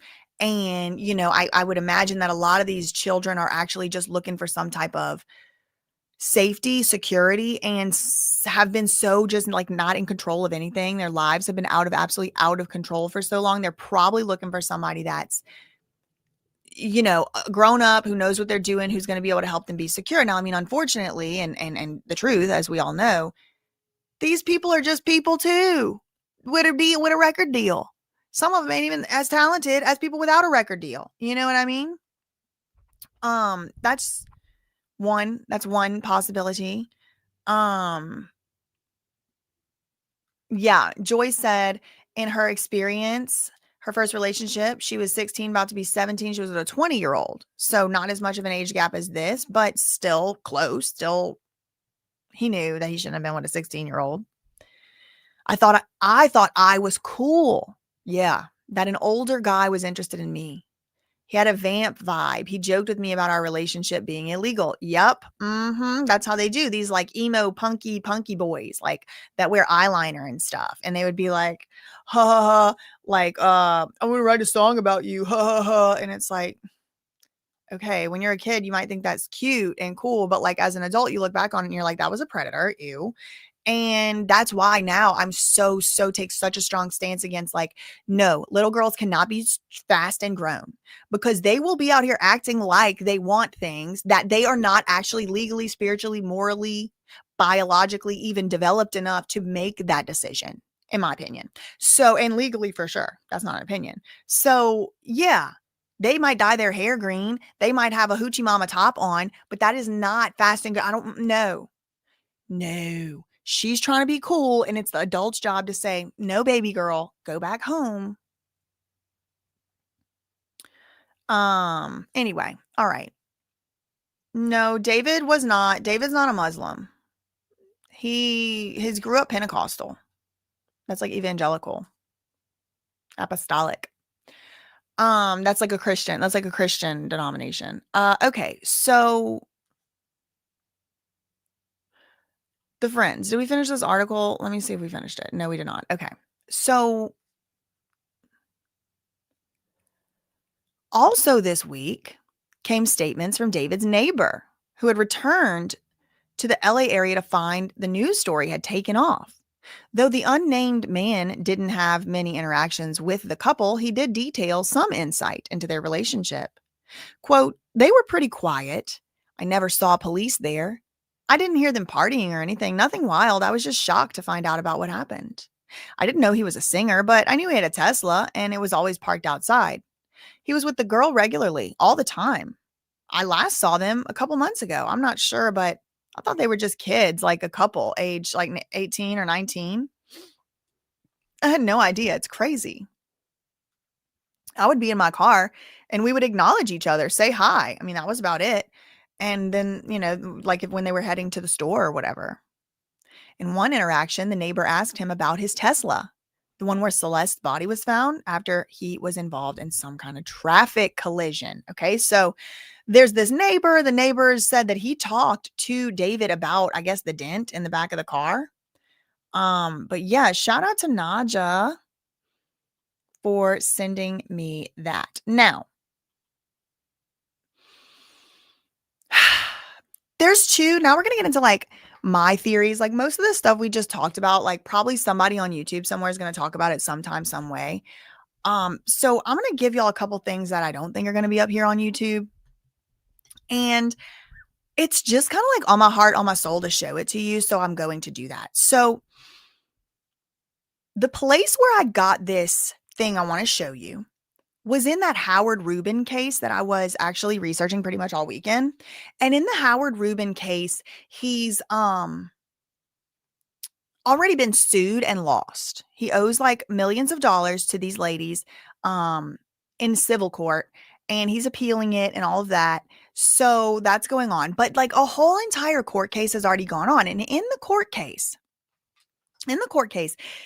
he had submitted, or someone, the ladies, I don't know, the plaintiff side, maybe someone submitted expert opinion on like how this guy got like this, or how do people become sexual sadists. Now, I'm not saying David is a sexual sadist. I'm not saying that. What I am saying is this guy is supposedly one, and now he's in jail right now on holding, to my knowledge. Okay, so let me pull that up, and I want to show y'all an excerpt from this expert opinion on how these people get like this. Okay, again, strictly speaking, this doesn't directly relate to David, but like it kind of is giving me a better understanding into the psychology of someone who could do something like this. Okay, so this is, again, just an excerpt. There's a lot of history of it. After Marquis de Sade, as we know, Marquis de Sade already made a whole entire video about, the French president thing. Like the web always just webs back into itself, and it all leads back to de Sade. His novels described individuals taking pleasure in the humiliation and the torture of others. The author of this very important book on the matter saw the essence of sexual sadism as the association of lust and cruelty. Okay, it's like the lust and the cruelty become too close to each other in the brain. Okay, or too connected. And one of his most profound observations was that sexual sadists may seek to enact their torture fantasies when inhibitory moral counter presentations fail to act. This means like things that would otherwise make you not do it, like somebody watching you or the police being there or whatever. Like if you don't think there's going to be a consequence, that's when they enact these torture fantasies. In modern language, this author understood that not all sexual sadists seek to act on their desires. It's that a temporary or permanent lack of moral inhibitions is at the heart of why some men have acted on their sexual sadism even without consent of the other. The author's observations and theories include some that have stood the test of time. Other theories remain viable, but they haven't been tested. And today, some of these theories are regarded as incorrect and archaic. This man wrote this book like in the 1800s on like weird sexual proclivities, and he's kind of the father of this modern, understanding of it. Okay, so for example, he believed that being a sadist is more prevalent in men than women. This observation has turned out and held up to be true. He believed that the condition reflected a kind of hypermasculinity in which a man's evolutionary needs for greater aggression than women was fused with feelings of lust. This is a point of view that's often repeated today, but it hasn't really been tested scientifically. Like many from his era, this author believed that excessive masturbation in youth, hello, excessive self, you know what, as a youth, produced sexual aberrations in adulthood. And the use of alcohol and drugs also could produce progressive deterioration within a family, and so could other bad habits. He said sadistic acts vary in monstrousness according to the power exercised by the perverse instinct over the individual thus afflicted. So basically, translation, don't worry, I got an English degree just so I could read crap like this from 250 years ago. That wasn't the only reason. He said the acts themselves are only restrained by how much control the person has over the instinct. How powerful is the instinct to hurt somebody versus how powerful your self-control is. In accordance with the strength of opposing ideas that may be present, nearly always going to be more or less weakened by original ethical defects, hereditary degeneracy, or moral insanity. Can we bring that back? Can we bring that back to the DSM-VVV, whatever it's going to be, DSM-6? Can we have moral insanity in there? Can we get a medication for that? Can we get moral insanity back in the medical books? Because it's yes, thank you, sad girl. Thank you. Thank you, sad girl. Thank you, Janine. Exactly. So what they're presenting this as in this expert testimony is like, oh, we don't believe that anymore. That, excessive masturbation as a youth makes you have predispositions to sexual violence. I believe it. I never stop believing that. I believe it today, right now. I believe it today, right now. All of this Al Gore, Gore, that people have been exposed to by the time that all of us had 2 girls, 1 cup thrusted upon us. Nobody was trying to watch that. It's like, what about Blippy? What about freaking Blippy? The Harlem Shake poop or whatever he did. He literally created a video where he is violently diarrheaing on somebody, and as a prank. And so all of this weird and surreal and gory and horrible and stuff that kids watch and see at really high rates. You could just accidentally stumble upon a Reddit link. Now, again, I'm not saying this is what happened with David. What I am saying is people could be born into a totally normal life with a totally normal family, and then just like something happen and they end up in a situation where maybe it wasn't, their natural predisposition, but they were able to, maybe it wasn't their actual predisposition, but they were able to put that aside for greater desires or whatever. And, this next thing it's actually going to be a clip from a video. And if I could I thought I did the timestamps. So if I didn't do timestamps, maybe I won't, but hold on. It ties into this. Oh my God. Ew. Hold on. It ties into this because what it is the guy who kind of like this story. I was watching this, another thing that came up on my feed this morning. I was like, I have to talk about this in the video.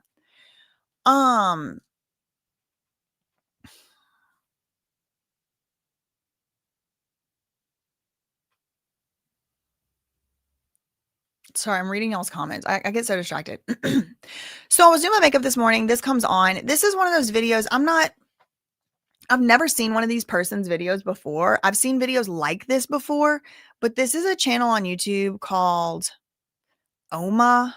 I don't know what he does. I'm saying all this because I don't want to make it seem like I'm co-signing for this person. This person I don't know who he is. I don't know what he does. This video just auto-played. It started auto-playing this morning while I was doing my makeup. So I think it was the Lord. I think it was the mothership. I really don't know. But it was like, wait, for some of us, it's kind of hard. It's kind of difficult to understand how this type of stuff can happen. How can this happen? How can someone even do that? Well, Big U. Tay Nunya said, who was the guy musicians are supposed to check into in LA? I want to say Big Daddy. I can't remember his name. Big U. Eugene Henley. So anyway, this just came up and this YouTube channel. It's called Oma. Never saw his videos before. I did subscribe just because I found this video to be very useful, and I want to see if there's any more stuff that I can learn about these people's mindsets. The title of the video, it came out July 5th, so it came out months ago. Romantic creep gets caught with a blank girl. Featuring these other two, like predator, poacher, like they're kind of like remember that show To Catch a Predator? It's kind of like YouTubers are doing that. This guy, I guess, is one of them that does that, but I've never watched his videos, so I can't, say like anything about him specific. But this video I saw today, and there's a part in here that I'm just going. Oh, y'all like Jadion? I don't know if y'all liked him or not. Yeah, is it Gideon or Gideon?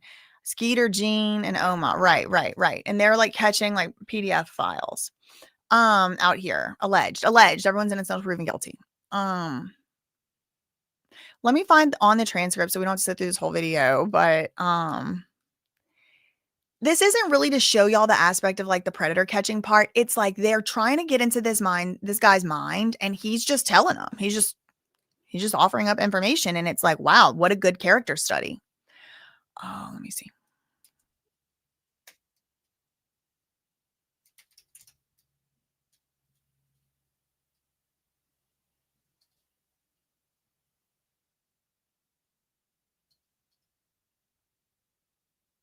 Okay.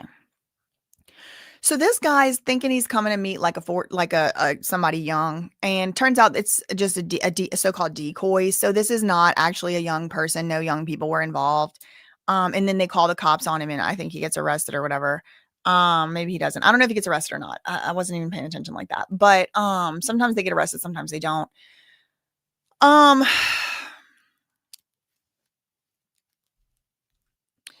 This guy, it's not his first young person. All right. And I'm going to speed it up to like 1.5 times the speed. This is a character study. A case study. Case study. I think y'all are going to find it to be interesting. Without further ado. And was it after you found out about her? It was before. Yeah, I know you guys got intimate, but I'm saying like.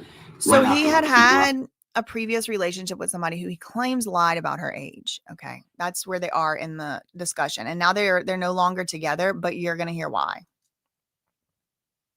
After you figured out that she was underage. So that got crazy. We ended up going to Dallas. She was an orphan, and she was aging out of the system. Yeah. And she was trying to get away from the orphanage because she was being abused there or whatever. She wanted to go back with the family she previously stayed with. First, if you got your Venn diagram, we're going to put some stuff in the middle, the overlap, okay? The overlap, first bullet point, this girl was a runaway. She was running from something traumatic, and she ran directly into the arms of this man, okay? She was a runaway. She was an orphan. Who does that remind you of? Runaway. Who's getting called a runaway? Celeste. Who else? Nova. And then what do? They run straight into the arms of some attractive young man who appears to be cool and has tattoos, but listen what he admits himself to doing to her. We went to Dallas. I tripped out one night, like I was upset, and I attacked her. We weren't intimate at that point anymore. We hadn't been for a while, but I attacked her, and I felt god awful that, like, I mean, as a man, I'm not gonna get punished for stuff like that, as on a fair basis. Yeah. So I called the police and let them know like what I'd done. What'd you do? How'd you attack her? She was sleeping, and I struck her. Like I turned around from the driver's seat. Why'd you do that? She was sleeping, and he turned around and attacked her from the driver's seat. Someone who he has characterized as, quote, an orphan, a runaway, who he had engaged in physical relations with, and I would call it something else, but I'm trying to stay above board here. Excuse me.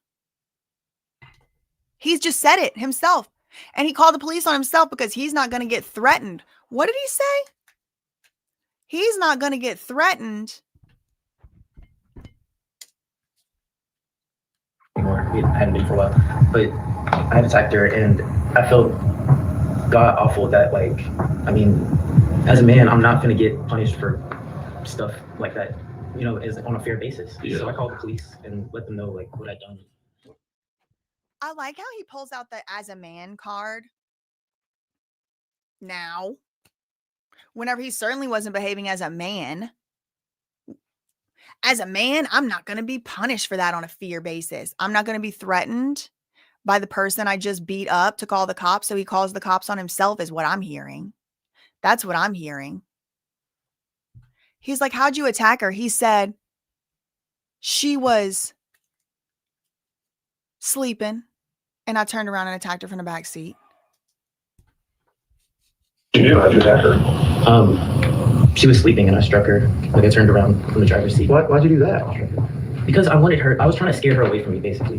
Because you found out about her age. Partially because of the age thing, but also because of like she had basically started to cling to me. Like she was like, "Oh yeah, if you just take me to this person, I'll just stay with them and like you know just live with them, or if you just drop me off here." And I was just like, you know, you should probably go back to the orphanage, but I know from what you're telling me. So she wanted to be dropped off. And I'm starting to wonder, you know, I mean, I don't have experience with the dynamic between like a so-called runaway and the person she runs away to. But is it common that they get in fights and then they're like, just drop me off somewhere and the person won't drop them off where they want to go? Because that's a rumor that I've heard with the Celeste case. Now, again, this guy has nothing to do with David. I'm not trying to say David did this. What I'm trying to do, no, he does not know David. This has nothing to do with David. It came auto played on this morning while I was doing my makeup. And I don't understand how somebody, other than you're just freaking evil. You're just an evil, disgusting predator who walks around snatching kids up. Okay. Like, how do you lure? How are they luring these kids? Well, a lot of them are from homes, from places where they don't have a protective system. They don't have a backup system, or they're worse, they're getting abused at home. So they end up running off. Okay. So these are patterns. I'm trying to notice patterns. What we're dealing with here, a lot of stuff he's brought up is similar to the David situation. However, it's not David. I'm not saying it's David. I'm not saying David did this, but we're dealing with a runaway. We're dealing with a runaway who maybe wants to go back. And when she wanted to go back, instead of bringing her back, he attacked her in her sleep. Is it because, I mean, he said it. He said his mindset just now. He just now said his mindset just now. As a man, I'm not going to be threatened with this stuff. So I called the cops on myself. Was she saying, I want to go back home? And if you don't bring me back home, I'm calling the cops? He turns around and attacks. I mean, I don't know. This is me trying to get behind what types of patterns and what types of dynamics happen in these situations. This is where he's going to start talking about feeling she was so needy. She was so needy. Like, yeah, you picked up a kid out of her mama's house or out of a so-called quote orphanage, a group home. You picked up a kid. They need stuff.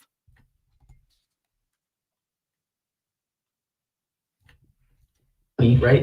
Yeah. It sounds like that's the worst thing I could do is take you back to them.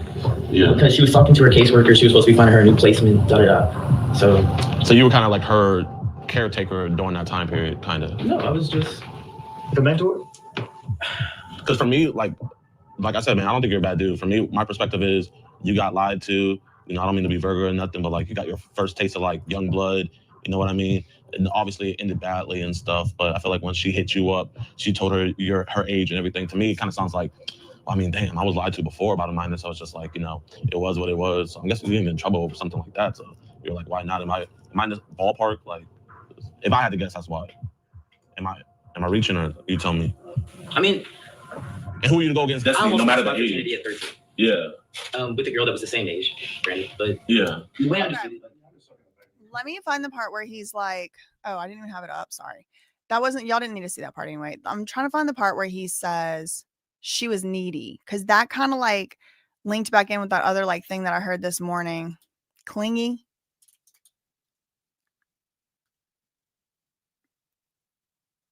He said he could say all these words because he's a polysexual disabled man, and they're like, how are you disabled? He's like, I fractured my wrist and I have anxiety and depression. And it's like, okay, sir, now's not the time.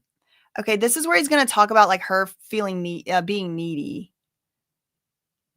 Okay, we'll start here. I fractured my wrist and I suffer from anxiety and depression. And you did say that the last one was clingy. You wanted to count this one's freckles, kiss her, hold her hand. How were you planning on breaking up with this one the way you broke up with the last one? Well, that girl wasn't into me. She was only using me to basically get out of her situation. But you said she was clean. The 15-year-old that he had picked up wasn't into him. She was just using him to get out of her situation. You mean like a child who needed to survive, and you probably told her that you would take care of her? She wasn't into me. She was a child. He's like, oh, well, she lied about her age. Then I was with her. But how could she lie about her age if she was in a group home? And he's like, I'm going to bring her back to the group home. And, but then I'm like, you don't want to go back there. You said it was not safe there. You said that stuff happens to you over there. So then she's sleeping in the car one night and he attacks her. Like, this guy needs to be in a freaking cage of all this is the stuff he's admitted to himself. It's too much. But listen what he's like. She was just using me to get her basic survival needs met. Like, well, I don't blame her. You probably came around using her for something too. This one, the way you broke up with the last one. Well, that girl wasn't into me. She was only using me to basically get out of her situation. But you said she was clean. Yeah, I That's mean, why you hit her. it was because she basically kept giving me the runaround. Like, she'd be like, okay, take me here and we'll like split ways. She wasn't clingy because she was attracted to me. This is the part where I was like, I have to show them. I have to show the people. This is where I was like, why is this reminding me of Celeste? Like, she wanted to go back home, take me this place, take me that place. This is the part. And maybe I'm tripping. Girl, maybe I'm tripping, but listen. Yeah, I mean, it was because she basically kept giving me the runaround. Like, she'd be like, okay, take me here and we'll like split ways. She wasn't clingy because she was attracted to me or attached to me or emotionally connected to me. She was clingy because I was willing to part with my resources. Why could you just like let her feed you a dummy worm and use you? No, but she lit my beard on fire. Oh. So do you see how in his mind, this little girl was like actually taking advantage of him? She just wanted to use him because he was willing to part with his resources. Now, this is after he's already admitted that they had relations. So what was it that he wanted her to part with? You know, like, that's literally, you cannot put a price on it, and to do so is a crime morally and legally. But like a priceless, like, there's just no way to really quantify what that really means for a little girl. And now we're talking about a little girl who is in a group home or a foster care, has no parents. And then this guy's like, oh, she wasn't even attracted to me. And this made me aware and remember that these freaking sickos think little girls can be grown in fast. Okay. And now we've gone all the way back to my BJ Investigates video that I put out. Just, what was it, Friday? It's the whole thing. I cannot look in one direction without all the other stories I'm working on just popping right back up. I put this video out 2 days ago. The Nova soft white underbelly controversy has escalated. Again, oh wait, why doesn't it show? Hold on.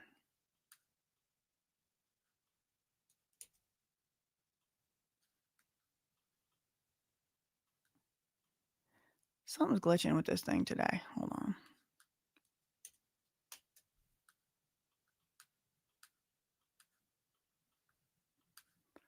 Here. About little girls being fast and grown. It's not about that. I make some criticism. How does this behavior start? Well, if y'all go watch that video, he talks about how it starts over there too. And it's like little by little, and it's usually like they are groomed as well. He ended up with having relations with somebody that was older, and then he wanted to be cool or whatever. And then he started having relations with people younger. He said he was a gamer. He said he was online. He met this little girl on social media, the fake little girl, the decoy. I don't know where he met the first girl.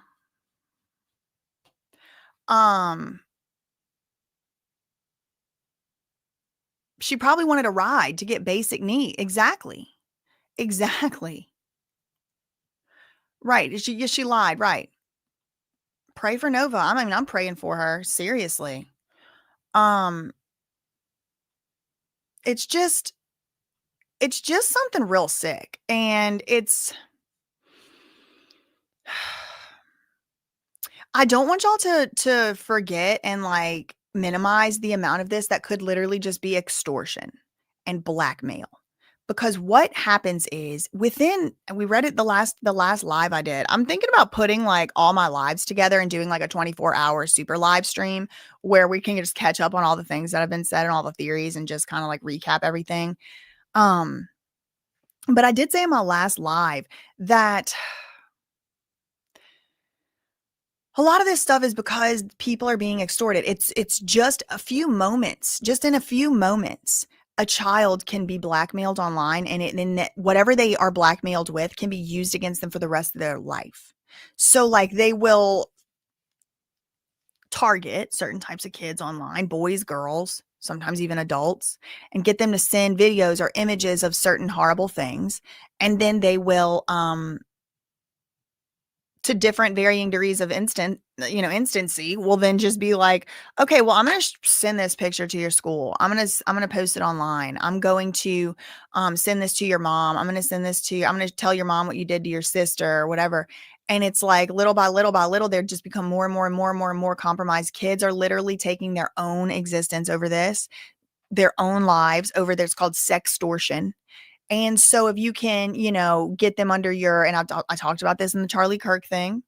A lot of these people are being groomed and radicalized both online. And so they just truly do kind of lose. Once you get too far into a subculture or a counterculture, then you kind of lose the ability to navigate the main culture. Like what is acceptable and what is not. And then they just start saying and doing things that's like, we can see you. We can hear you. Let me see what else I have on my list here. So that I wanted to show y'all that. Let me see. There was something else about a tree air freshener.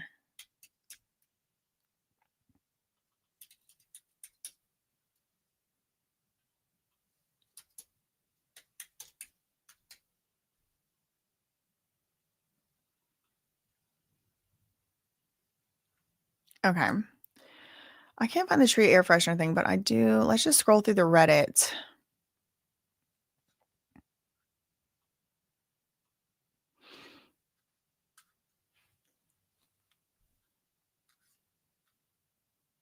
Let me see newest. Okay, so these are the new ones. Good question. Somebody says, I haven't deep dived into this case, so please don't come at me. Simple question though. How do we know that David and Celeste had a romantic relationship? I understand there are articles saying they had a relationship, but is there actual proof? Hanging out doesn't mean romance. Exactly. And so that's why I'm saying if he did have a romantic relationship with her, put him under the jail, even if he didn't, it's probably still some type of like criminal activity if he was hanging out with her. I mean, I also know that like, AI exists. I'm leaving the room open for the possibility that anything is anything because I've also seen people be set up. I just sure have. I've seen people be set up. What about the ring finger pics? Well, the ring finger pics, could say that that's not her. Deleted user isn't her. Yes, harboring a runaway minor is still a crime to my knowledge. No, I'm starting to wonder, were they all just Scientologists? Like, are they all just Scientologists and it's Scientology doing it and pulling the strings? And I mean, girl, who knows? Anything could be anything at this point, right? Let's see what else they're saying over here on the Reddit.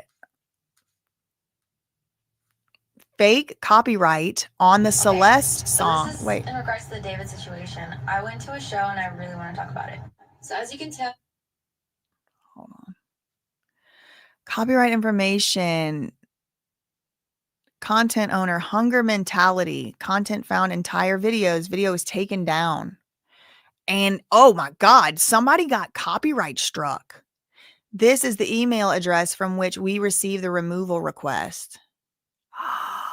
38KK 5012gg@gmail.com. I don't know who that is. This person is saying they own the Celeste song, but the Redditor is saying it's a fake copyright request. Oh, it's got more. Okay, next. Oh, somebody copyrighted the song, so maybe the Celeste song was fake. This is exactly what I'm trying to say. Copyrighted the song without being tied to David or his record label. But guess what, y'all? How do we know that wasn't an AI song? Maybe someone does. Yeah, exactly. They go by many names, don't they? Thank you to the Real Rebel Eric for the $5 super chat. It's possible somebody else wanted to enjoy her company. Hollywood's brooming underworld. Yep. It's possible somebody else wanted to. Anything's possible. Thanks so much for the $5 super chat.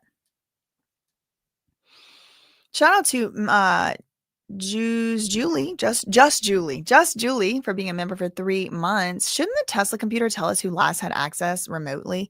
Maybe it can. I don't know too much about how they work. Thank you, Sarah, for the $10 super chat. The question for me is not what was she running away from, but rather what was she running to? She's 13. She can't drive. What they're calling a runaway could actually turn into kidnapping. True. Good point. Thank you for the $10 super chat. Thank you, SMG, for the $5 super chat. And thank you, Joy, for the $1.99 super chat. BJ, thank you for being you. Shout out to you. Thanks so much for that.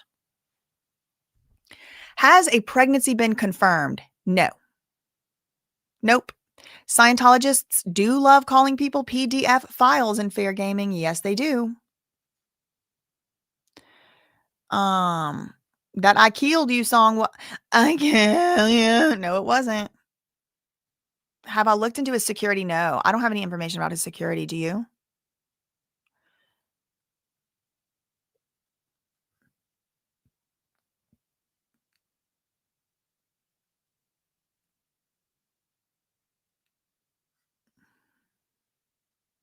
He uploaded it to his SoundCloud. Okay, so we do have some proof that it is his song. Interesting. Interesting.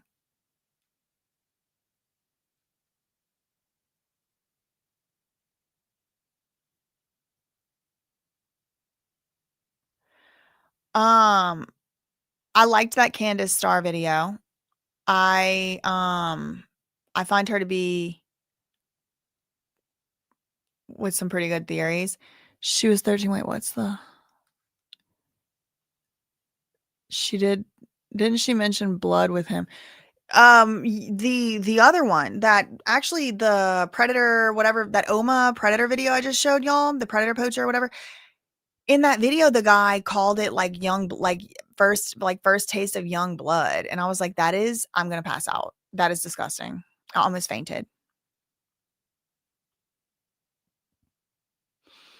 Have I looked into Celeste Brothers DMs? Yes, I did talk about this on one of the earlier lives that I did on a previous day.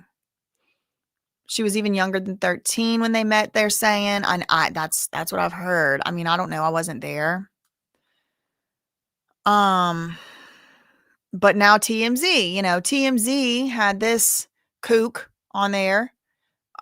These old farts, these old coots talking about it was probably an OD, accidental death, not a murmur. And it's like, look, listen, if anybody murmured this girl, who the powers that be in Hollywood don't want to find out, someone else will go down for it. And the people who did do it will not. That is just how it goes.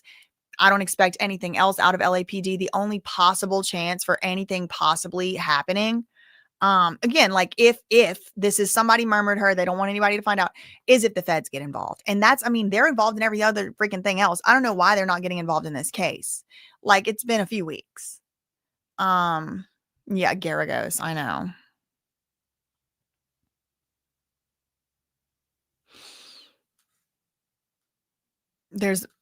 I wondered if there's been any evidence about who might have been seen at the house while David was on tour. according to People magazine article, they said the body was there for several weeks. That would suggest the time frame around August 15th to 22 when he was on the East Coast. Is it possible that people were at the house during that time partying and that Celeste, who was a runaway, got caught up in the wrong situation, owed to the deed, and they panicked? Maybe they put the body in the Tesla and later moved it to the street when the smell became noticeable? I'm not making accusations, but I am just trying to piece together possibilities. Does anyone else see this as a plausible explanation? Could this have been an accidental and a bunch of kids just handled it poorly? These are things that kind of do run through my mind, and that's why I'm trying to not be like, David's a murderer. Because, like, did you think about it that way? I need to take my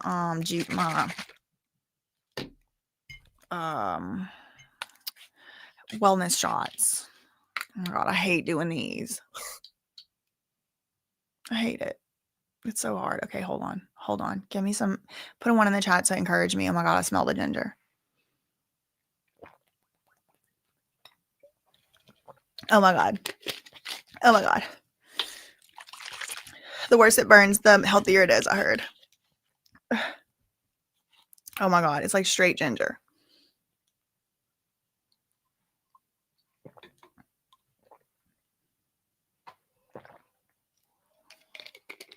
Ugh.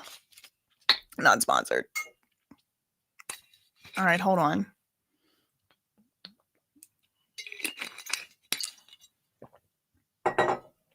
Okay.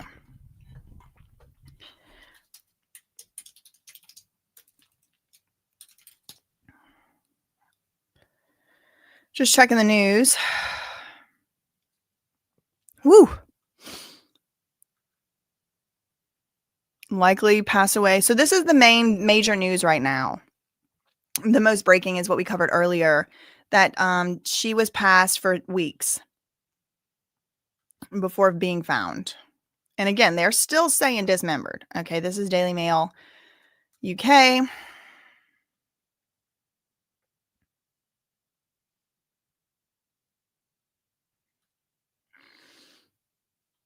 Los Angeles Times is putting something out. I don't know if this is an exclusive or not, but they have had exclusives. So let me put this. This came out it was updated today, this morning. David's abandoned Tesla was ticketed 11 days before Celeste's body was found inside. A 2023 Tesla registered to David was ticketed 11 days before the body was found inside the trunk. The Tesla had been parked on Bluebird Avenue so long that some residents complained about it in late August, leading the car to being ticketed. LAPD is now trying to determine how long the car was on the street. And when Celeste's body appeared there, police have not established a cause of death. Detectives have been working for weeks to trace Celeste's final movements and determine any connections with David, who police say has been cooperating with them. Well, police didn't say that, actually. That's not true. His manager said that, but the police declined to say that he was. Detectives served a search warrant at the rental property north of Sunset Boulevard. Law enforcement sources with knowledge of the case, but not authorized to speak publicly, said investigators recovered various items from the home, including electronics and computers. On the afternoon of August 27th, a parking enforcement officer marked the Tesla, noting the position of its tires. Then, on September 3rd, the officer issued a citation to the Tesla for violating the 72-hour parking ordinance. 2 days later, the Tesla was towed and impounded at the Hollywood tow yard. But it would be another 3 days until the grim truth emerged. Early morning, September 8th, yard worker passing the Tesla caught a whiff of the familiar smell of death. He alerted LAPD to his concerns. A detective, agreeing with those suspicions, obtained a search warrant and then opened the trunk. Inside the trunk of the multi-platinum musician's Tesla was a black hold all. Okay, what's a black hold all? Containing the heavily decomposed remains of Celeste. She weighed 71 pounds and had a tattoo on her finger. Okay, wait, what's a black hold all? Oh, it's just like a big bag.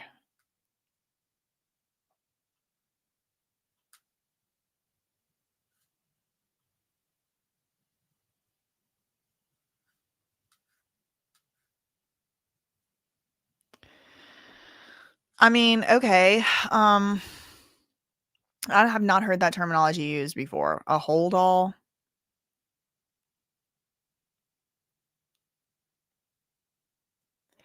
What am I drinking? Ginger Boost. It has, I didn't even shake all the ginger out the bottom. It's organic, cold pressed, no sugar added. What does it have in it? Organic apple juice, organic ginger root juice, and lemon juice. So it's got organic apple juice, ginger root juice, lemon juice, and cayenne pepper. And then, so like straight up ginger. It tastes like ginger. And then this one has orange juice, turmeric root juice, organic lemon juice, cayenne pepper, and ground black pepper. This brand is called Vive or Vive Organic. You can get it at Whole Foods. Not sponsored, but girl, if y'all are watching, I will happily take that sponsorship. Anyway. Okay, so she was in a bag. Her remains were in a bag. It's interesting. It's interesting. Dotor said the neighbors called the cops because of the smell. I think she might have been there a while because they found her in bits, from what I understand. Like, we legit thought there was a maniac on the loose. Wow. It's just like a hold all. They use it in the UK. That's interesting. Again, what is this foreign interference in our news? Inside the trunk of the multi-platinum, she weighed 71 pounds. Her body was found a day after her 15th birthday. She grew up in Lake Elsinore, 76 miles away from Hollywood, where the Tesla was parked before it was towed. She was in the 7th grade, and her family reported her missing at least 3 times last year, according to the Riverside County Sheriff's Office. She was, David was raised in Houston and has collaborated with musicians Kali Uchis, Stray Kids, Hyunjin, Laufey, and 21 Savage. He also created an anthem for the game Fortnite. Okay, you know who else had a Fortnite thing? Was Travis Scott. He had the Fortnite, the Astroworld tragedy. He had like a special Fortnite feature, like all to get all the kids like hooked on them. And then they like put the music, this demon music that makes all the kids want to go to see these degenerates do like concerts. It's like then they get crushed to death and die. Anyway, he had been on a tour promoting his album that just came out since early August. He performed in Boston, Montreal, and Toronto in late August, and in early September had stops in Detroit, Chicago, and Indianapolis. But the tour was canceled amid the investigation. Withered was released on Darkroom and Interscope Records in April. The album charted at number 13 on Billboard 200 and has more than 521 million streams on Spotify. On September 7th, that's Celeste's birthday. And his last social media post was on her birthday. Whoa. He announced he was going to drop a deluxe version of the album. It was one of his one of his last social media posts. So this says in his last social media post, but it says one of. So maybe they just have a typo right here. One of his last social media posts before her body was discovered, he announced he was going to be dropping an album. And that's, I can see why she got sacrificed. Like, sirens started to go off. I'm not saying that for the record. LAPD has a live statement going on now. Is that true? Let me see. Probably not. That would be interesting if so. Let's see.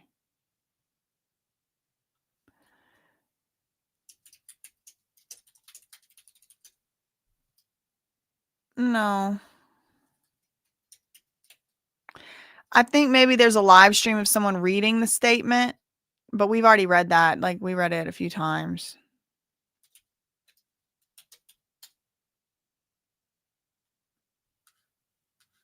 No.